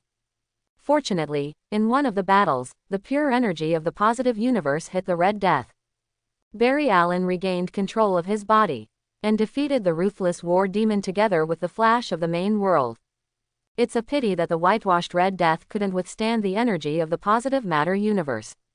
In a painful roar, he was torn to pieces by the positive matter energy. In the end, Cyborg and others recruited the righteous Batmans to participate in this war. At this time, the Knights of Justice were preventing Barbados from continuing to release lightning. When the lightning was forced to stop, Diana found the right time to rush into the core of the world furnace. In an instant, a dazzling light lit up at the bottom of the furnace. The battle on the front battlefield is still going on. As the number of dark armies increases, the heroes are already unable to do their best. Although at this time, heroes teleported from all over the battlefield continued to participate in the battle.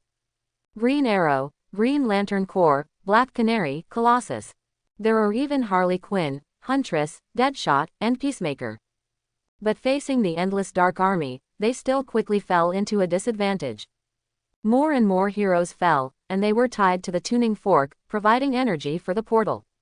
More and more powerful dark variants walked out of the portal. The situation was quickly tilting towards darkness. Barbados looked at the increasingly powerful dark forces in the main universe and showed a hideous smile. Under my rule, everything will end in darkness. To read the exciting novels, go to Philu Novel Network. I will create a new world where they will suffer eternal torture. The fight between the Knights of Justice and Barbados continues. But for Barbados, it is more like a cat and mouse game. Darkness has come, even if the furnace lights up again. This world is already under my control. But just as Barbados was laughing wildly, a voice interrupted him. Don't be delusional. The next second, 3 white figures flew out from the bottom of the furnace. They were the 3 giants of DC, Batman, Superman and Wonder Woman. But at this time, they were wearing cool silver white armor. All the injuries on their bodies disappeared, and their combat power returned to the peak state. The 3 found the 10th metal at the bottom of the world furnace. And the attachment properties of the 10th metal allowed each of them to get a brand new set of armor.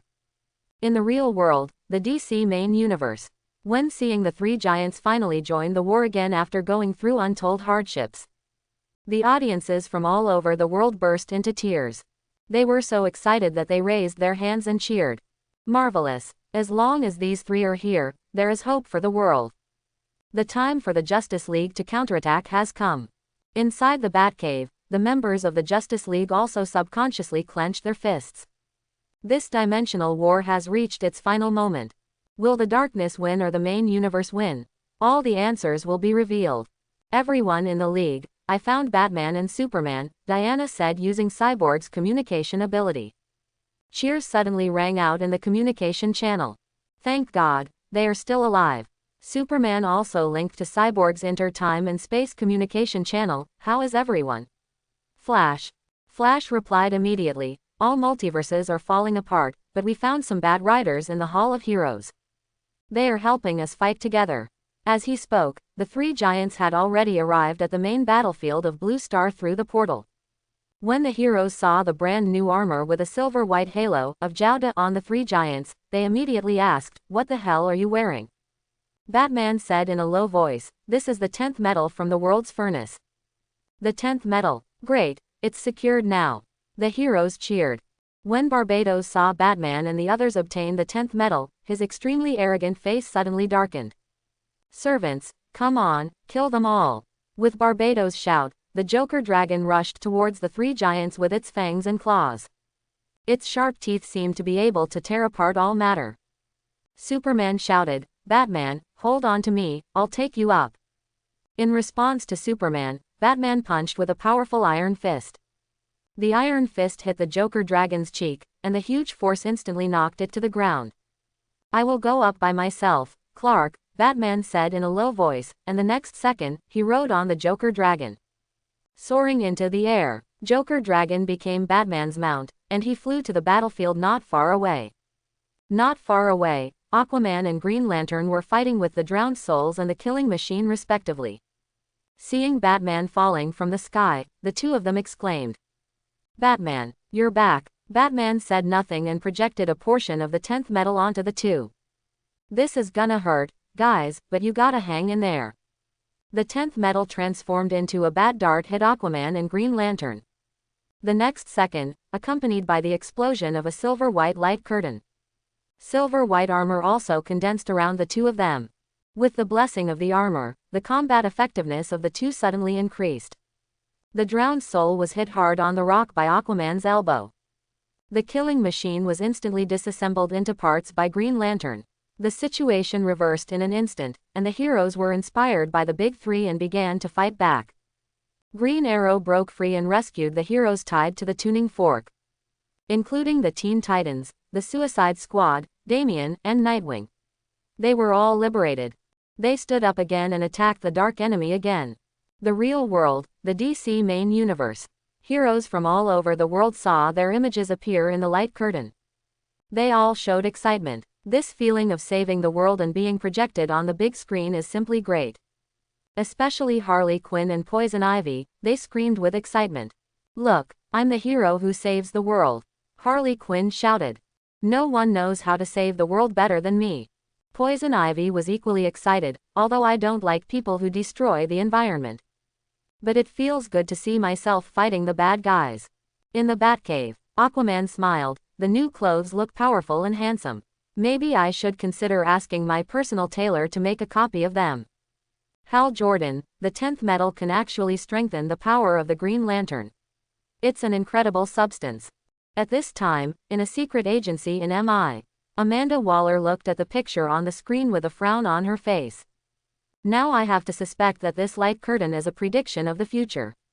All of these villains who were rescued appear on the list of the Suicide Squad. Perhaps, it is time to start the Suicide Squad plan ahead of time."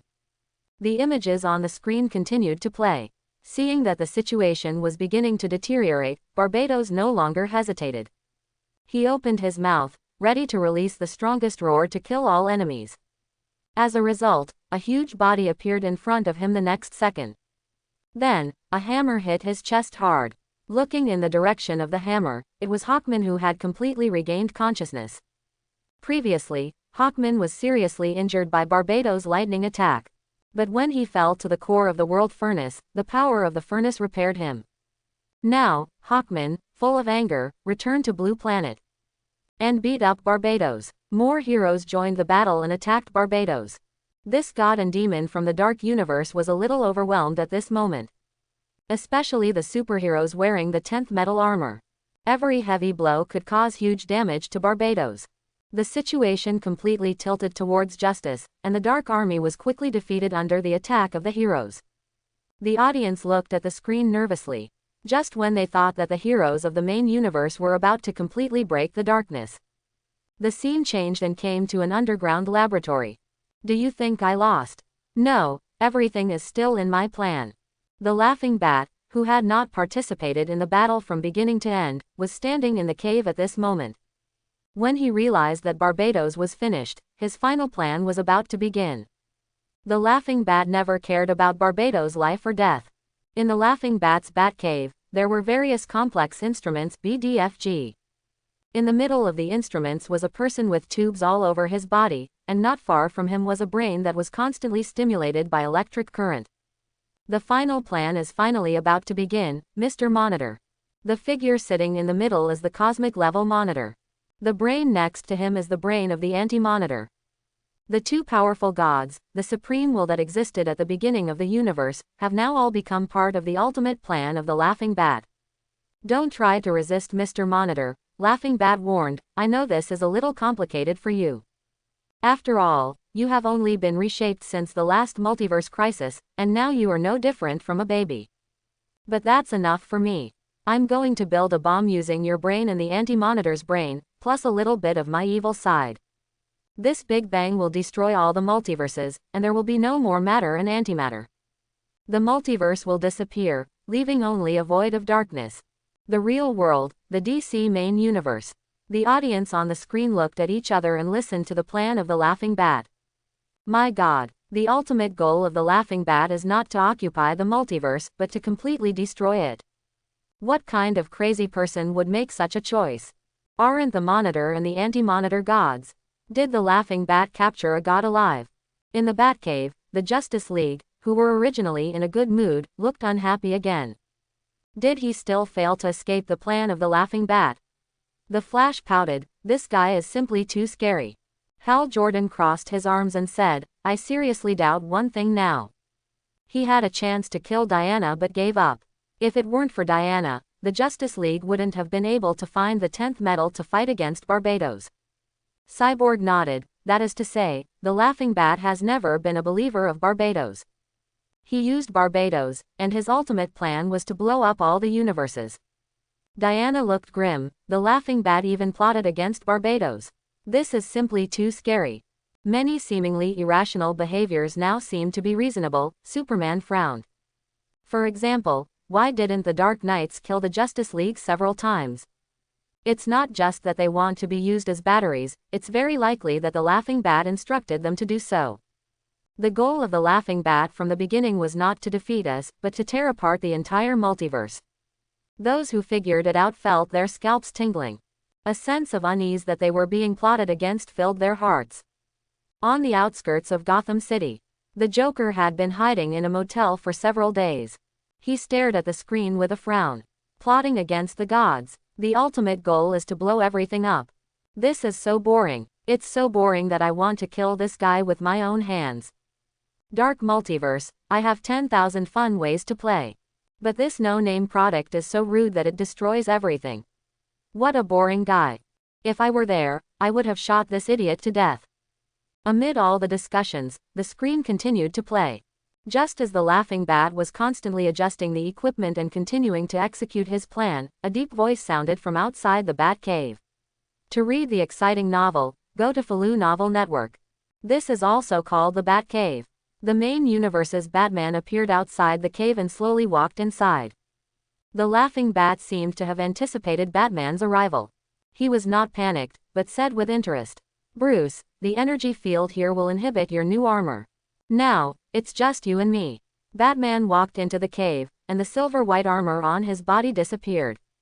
But Batman did not panic, but stared coldly at the Laughing Bat. What other tricks do you have? Just use them. The Laughing Bat laughed strangely. It's your turn to take action, my sons. As soon as he finished speaking, several hyena robins rushed towards Batman.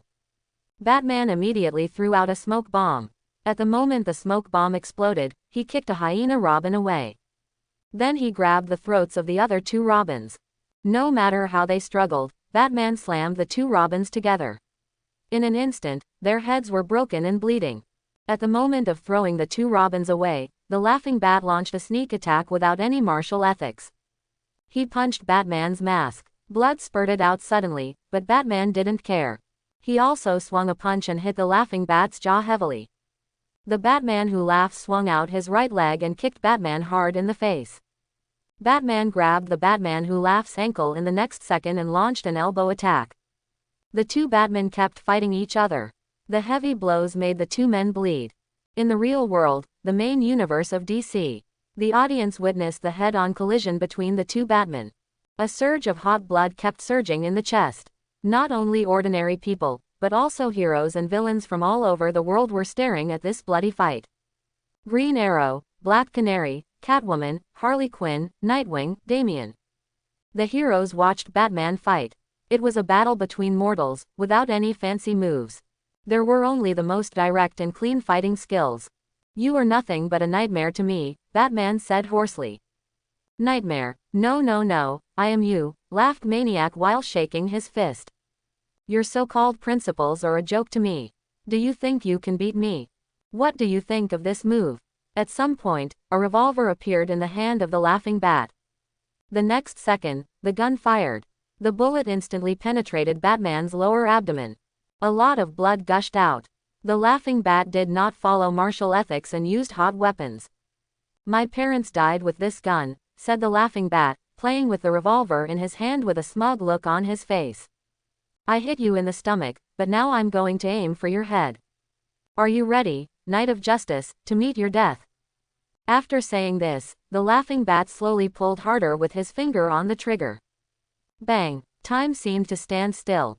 There was a dead silence all around. The moment the gunshot rang out, it was not Batman who fell. A bullet pierced the Laughing Bat's chest without any warning, causing a large amount of snowflakes to fly. "You talk too much, Mr. Laughing Bat," a shrill and gloomy voice sounded from the shadows. Dark purple evening dress, elegant posture and that familiar smiling face. Blood kept pouring out of the Batman's chest. He fell to his knees, and for the first time, a look of surprise appeared in his eyes. The camera slowly moved up, gradually revealing the appearance of the gunman. That familiar smiling face, that lazy posture leaning against the viaduct. It was the King of Chaos in Gotham City, the Joker. The moment the Joker appeared, the heads of the audience watching the light screen seemed to explode instantly. Everyone stood there in a daze. The underground world of Gotham City. Those villains who were originally worshipping the statue of the Batman who laughs. It was as if they were under a spell, standing there in a daze. The Batman who laughs figurine in the Scarecrow's hand fell to the ground. Two-Face's mouth twitched, and his eyes widened. There were more than a dozen people on the scene, but no one made a sound at this moment. In the Batcave, Batman was the first to frown. "The Joker, I didn't expect him to appear here," Diana said with interest. "The Batman who laughs is a combination of Batman and the Joker. I wonder if the Joker and Batman can defeat this guy."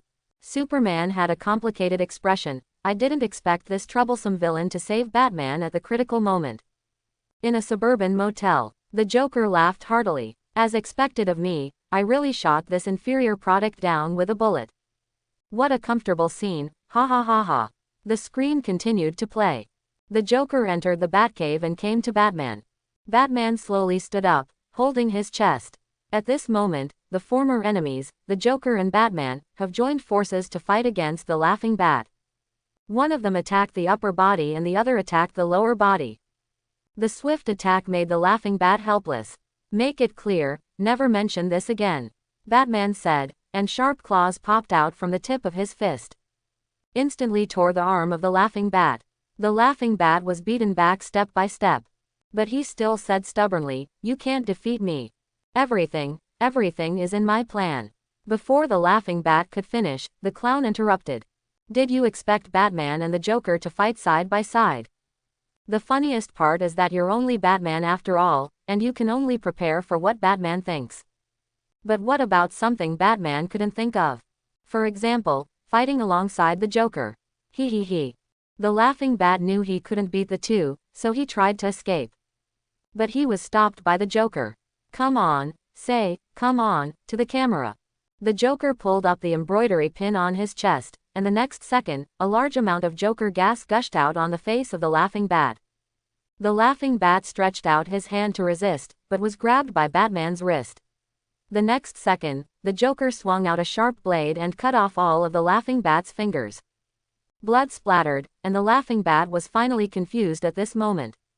He tried to get rid of the siege of the Joker and Batman. But the two kept entangled with him. At the same time, the battle outside the cave was still going on. The Dark Army and the superheroes of the main universe were madly intertwined. Deathstroke swung his sword and kept slashing the monster variants rushing towards him. Green Lantern materialized a heavy pickup truck and smashed the killing machine on the ground to pieces. The aftermath was unabated, and even blew away the Dawn Lantern on the side. The silver-armored Superman swung his fist and hit the Ravager in the face heavily. The Ravager roared, "This is impossible. Barbados promised me to give me back my home and my world. I don't want to fail." The drowned soul was pierced through the abdomen by the Sea King. "It's over, Bruce, rest in peace." The most intense battle was between Barbados and Hawkman. After a series of fierce battles, Hawkman was finally defeated and fell to the ground. Barbados picked up the giant hammer and tried to give Hawkman the final blow.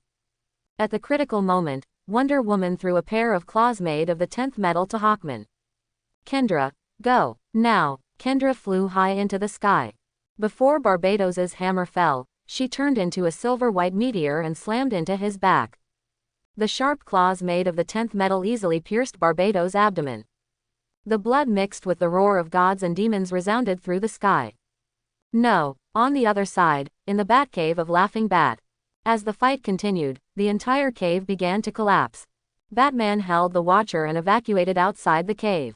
Laughing Bat and the Joker were still wrestling in the cave. With a tremor, the cave collapsed completely. Outside the cave, corpses were everywhere. In the center of the pile of corpses was Barbados, who was already dying. The war finally came to an end. The whole world was devastated, and countless civilians and heroes died in the battle. The deformed monsters of the Dark Universe were scattered all over the ground. Looking at the blue planet that was so severely damaged, Batman, Superman, Wonder Woman and others, their faces were full of sadness. This incident from the Dark Multiverse is finally over. But the price is the complete collapse of the whole world. "Mr. Bruce, maybe I can run again," said the Flash, "if I can save everyone on the blue planet. I am willing to sacrifice my life." But Batman shook his head and said, "Maybe it's not necessary." Batman was walking with the Monitor at this time. The Monitor told everyone about the characteristics of the 10th metal. It is a magical metal that can forge everything. In fact, at the beginning of creation, there was a trace amount of the 10th metal in living things. The power of this metal lies in that it can create or erase matter according to the user's will. P.S. Similar to Thanos' Infinity Gauntlet. If you link your consciousness to each other and awaken all the 10th metals in the world, we can reconstruct the world and save those who have become tower batteries. By then, the power of the 10th metal will be able to pull Blue Star, which has fallen into the Dark Multiverse, back on track. Under the guidance of the Monitor, a group of superheroes held hands and let the power of the 10th metal erupt around their bodies. The huge white energy penetrated Blue Star in every multiverse. To read the exciting novel, go to Falu Novel Network. It washed away every disaster in the multiverse like a silver flood. Finally, with the efforts of everyone, the order of the world was re-established. Barbados was imprisoned in the deepest part of the Dark Universe. Most of the people on Blue Star were rescued and restored to their original appearance. Time came to several months later. Wayne Manor was holding a grand banquet.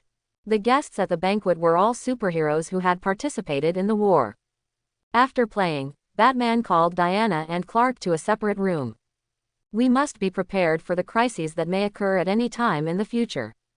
Batman showed the two the latest plan drawings. They were more advanced weapons and equipment and various instruments. And most importantly, the design drawings of the new base of the Justice League. "The war is over, the multiverse is rebuilt, and we are waiting for the encounter with the new world. The wall of origin was broken in this war, and more crises will await the heroes in the future. Several prophets have received hints from the future that new evil forces are awakening from their dormant state. No bodies of the Joker or the Batman were found in the ruins of the Batcave. The Justice League didn't restore the world to the way it was, they created a whole new world. The cosmic forces are awakening, and Batman and his companions must be prepared." As soft music sounded, the subtitles kept rolling. The video about Dark Knight Metal was officially finished. At this time, in the Hilco bar, looking at the rising emotional value in the background, Lin Momo breathed a sigh of relief. Dark Knight officially ended, and the next one to be screened was Hero's Death. Although only the first half of the video was produced, it can still be seamlessly connected and continued to be screened. As for the trailer for this story, Lin Mo had already prepared it. Lin Mo was even looking forward to it. After the trailer is released, will the audience be shocked? After all, this story is much more tragic than the metal incident. There is not even the possibility of a restart. At this time, in the Batcave, the people of the Justice League sat together with particularly serious expressions. Although the ending of the metal incident is that justice triumphed over evil. But the price paid was a bit high. We have now confirmed the possibility of the multiverse, Cyborg said. Then the dark multiverse is also possible. Perhaps in the near future, the Dark Army will really invade our world.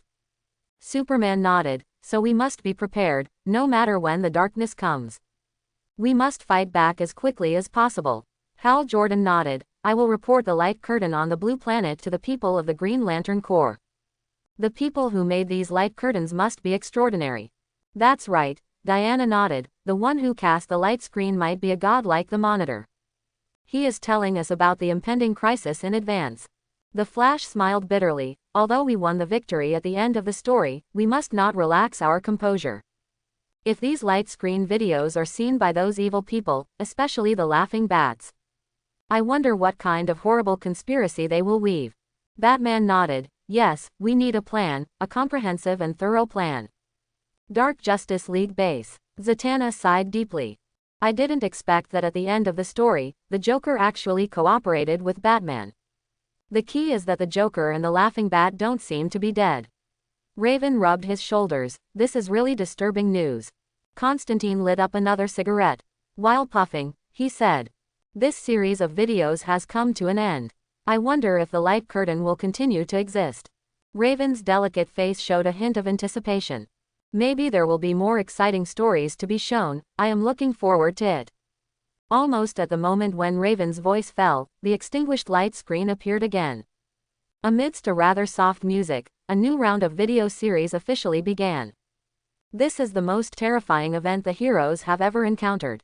It's a terrible crisis that even Batman can't deal with. An elaborate conspiracy, an anti-life equation that has gotten out of control. The sudden zombie crisis swept the world. The terrifying power of infection that even gods cannot escape. When powerful heroes turn into zombies one by one, is there still hope of saving the world? Please look forward to the latest episode of the What If series of stories. This issue's story is Hero's Death. Trailer keywords: Zombie Batman, Zombie Flash, Zombie Superman. Just when the audience of DC Universe was still immersed in the Dark Knight's Metal event and could not forget it for a long time, a new round of video trailers has been played on the screen. And this time the trailer stunned the audience. What? Zombie world? Is our world going to be infected by zombies? This is horrible. It's okay for ordinary people to be infected, but what about superheroes? Didn't you see the key words in the trailer? Even Superman was infected.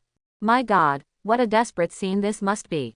Isn't the point that the zombie Flash is the real deal? With his speed, if he gets infected, everyone in the world will suffer. Oh my God, this series of videos will probably be quite exciting again.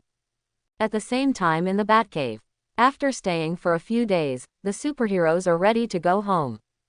But the sudden appearance of the preview on the screen makes them frown instantly. Me, turned into a zombie. The Flash showed a horrified look. Oh my God, Cyborg, tell me this isn't true. Cyborg said with a wry smile, it's just a video, Barry. You're fine in reality. That's a scary thing, isn't it? Hal Jordan frowned. Batman and Superman have also turned into zombies. Is this video about a biohazard? Batman was not panicked. He said calmly, since it has not happened yet, we can just take precautions in advance. Don't be too nervous. Aquaman shrugged. Yeah, being nervous won't solve the problem. But I don't know if I will become a zombie, and I don't know what the zombie Aquaman will look like. Amid the discussion, the superheroes dispersed. Everyone left the Batcave and returned to their respective homes. At the same time, the butler Alfu also sent a message saying that Damien and Dick were back. Although Batman seemed calm on the surface about the news of his two sons returning home, his slightly hasty action of opening the door still betrayed his excitement at the moment. Gotham City underground world. The Penguin stood in front of his throne with a cane. His eyes narrowed slightly, revealing a thoughtful look. Zombie world. What a coincidence, I just had the idea to build a doomsday fortress for the rich. The story of the zombie world will be played on the screen. I always feel that this light curtain seems to be predicting future disasters.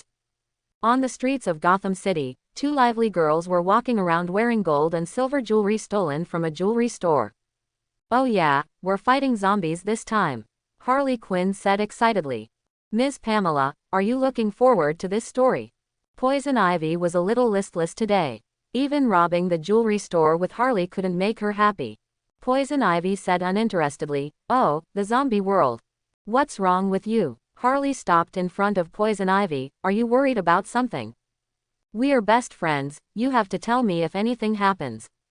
Poison Ivy sighed and said, yesterday I sent an email to Mr. Lin Mo. I wanted to ask him how he was doing, but he hasn't replied yet. Harley seemed to have discovered a new world.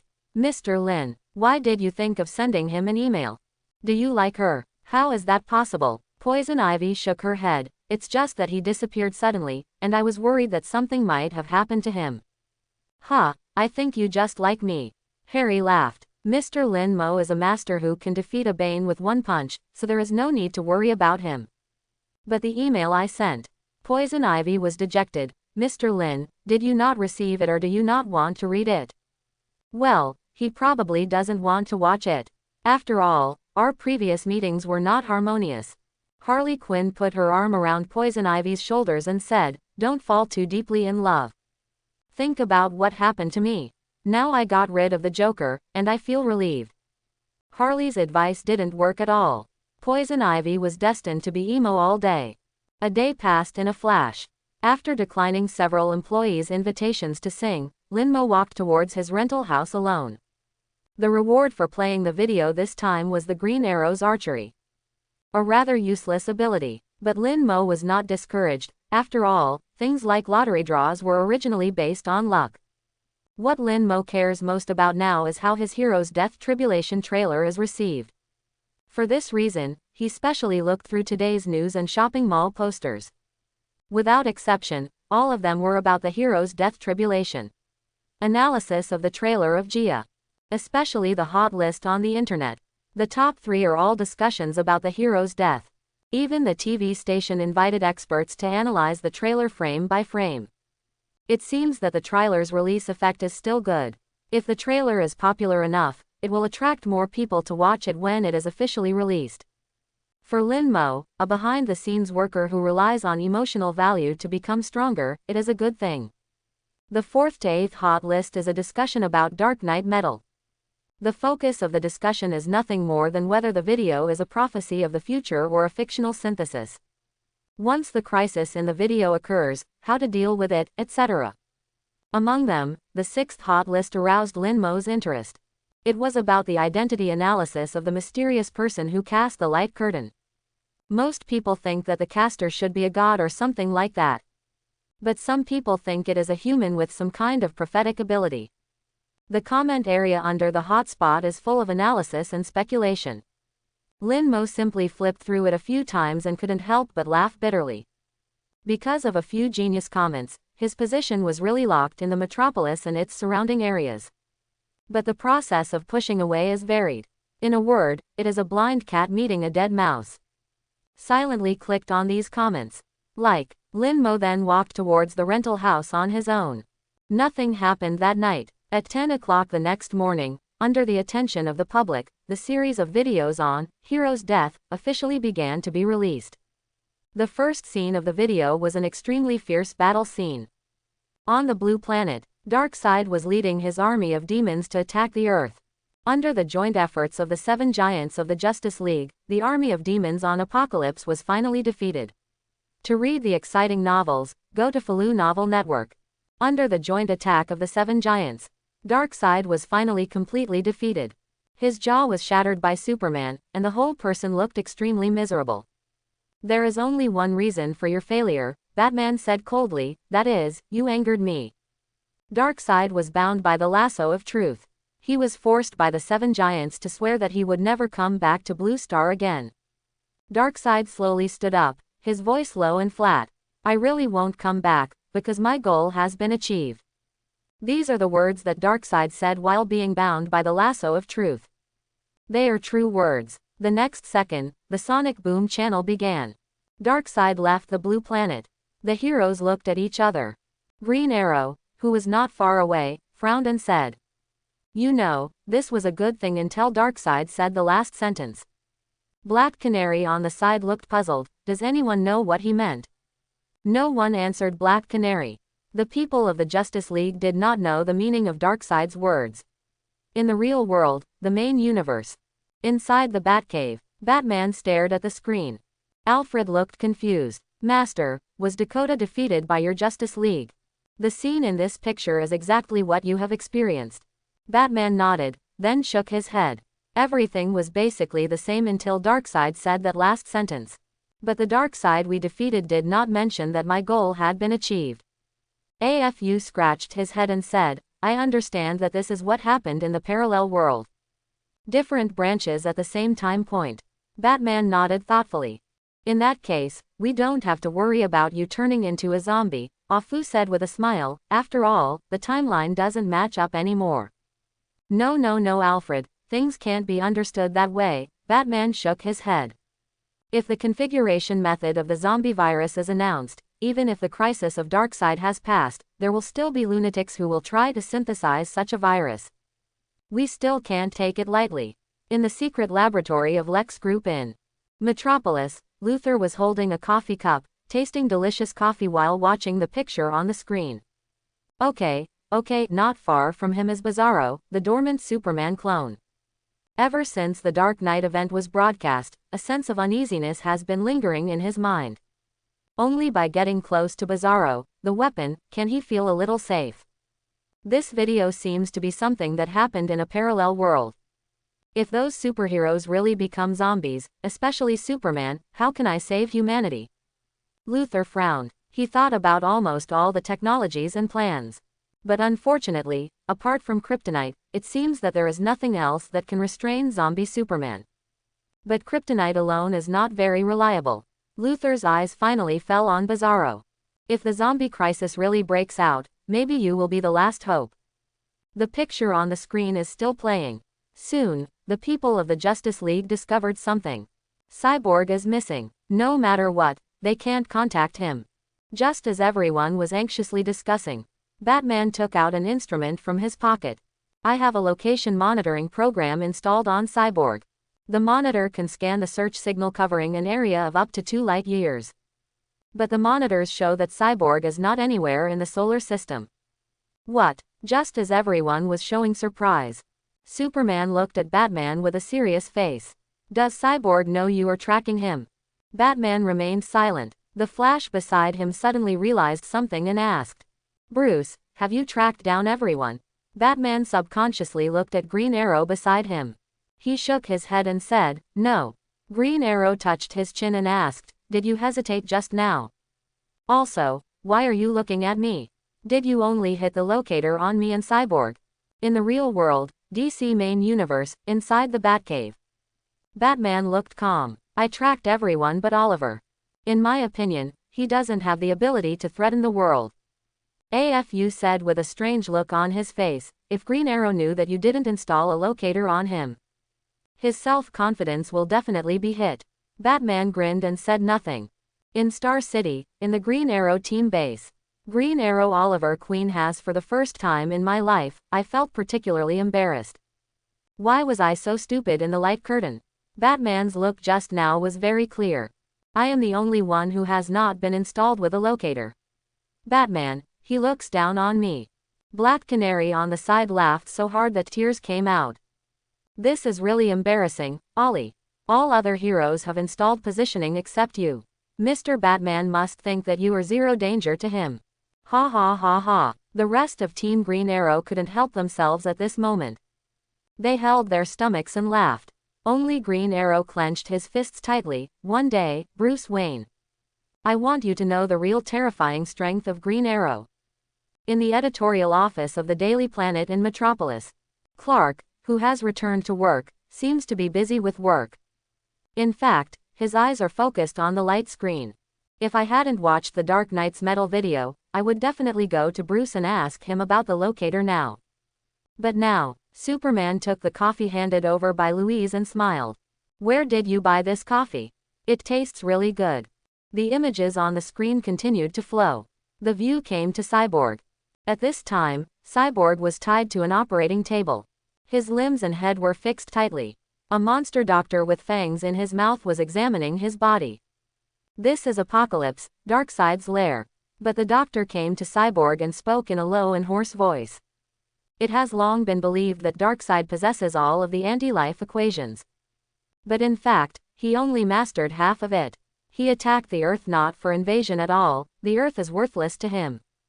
Darkseid's real target is you, Cyborg. Your body and brain are powered by Apocalypse technology, and most importantly, you have the other half of the anti-life equation hidden in your body.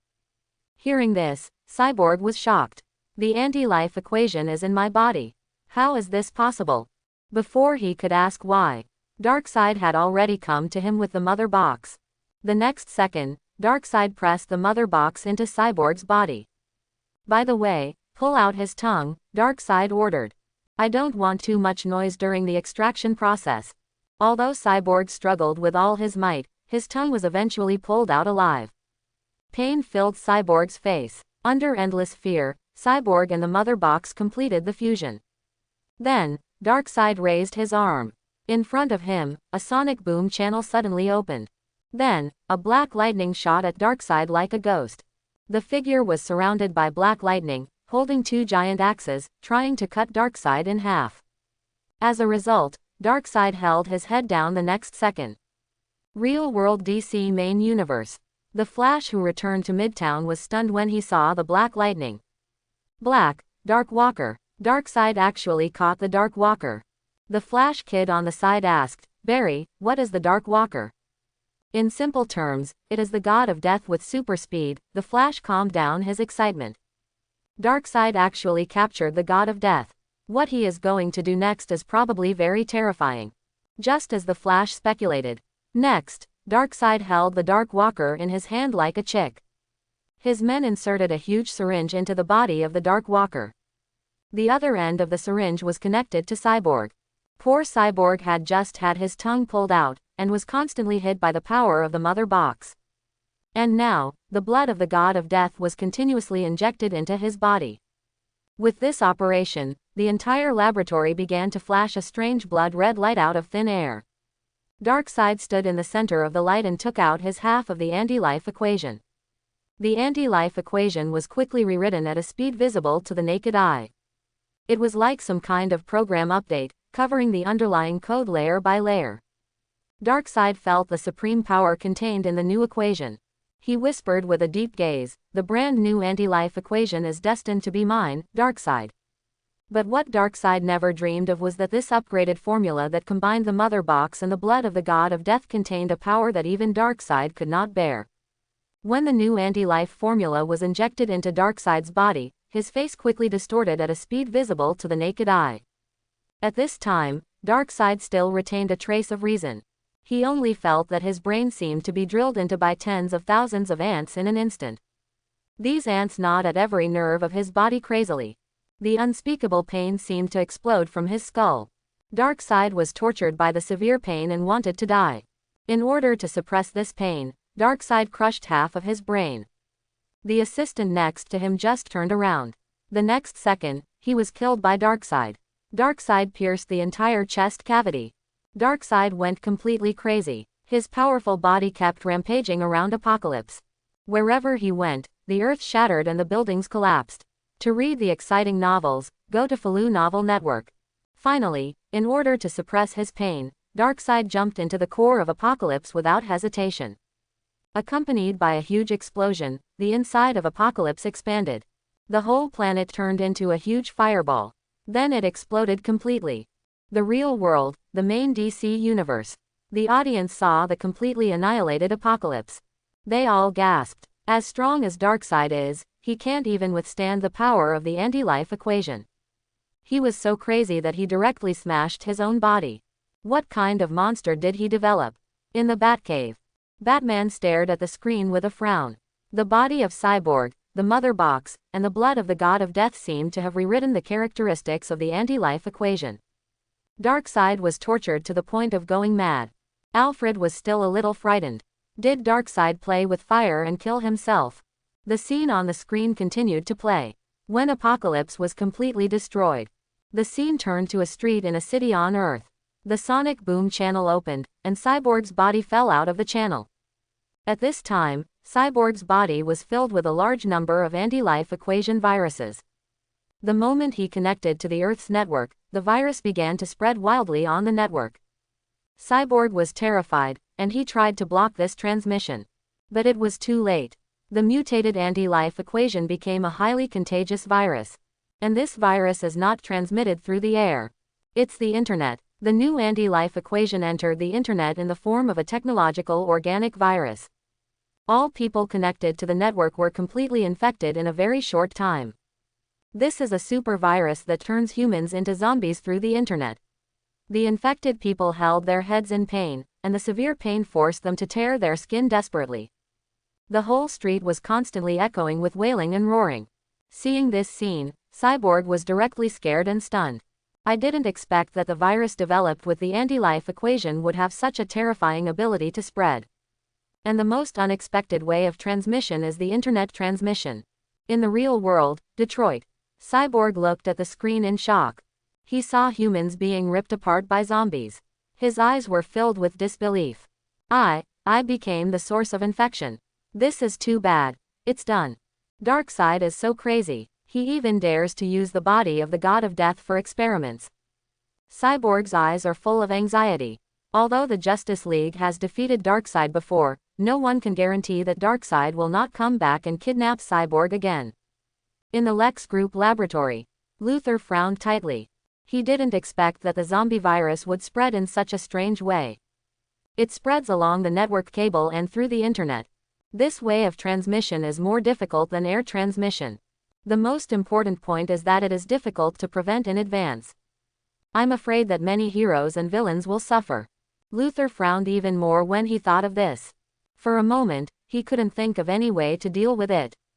In the Batcave, Bruce Wayne's face was also not very good.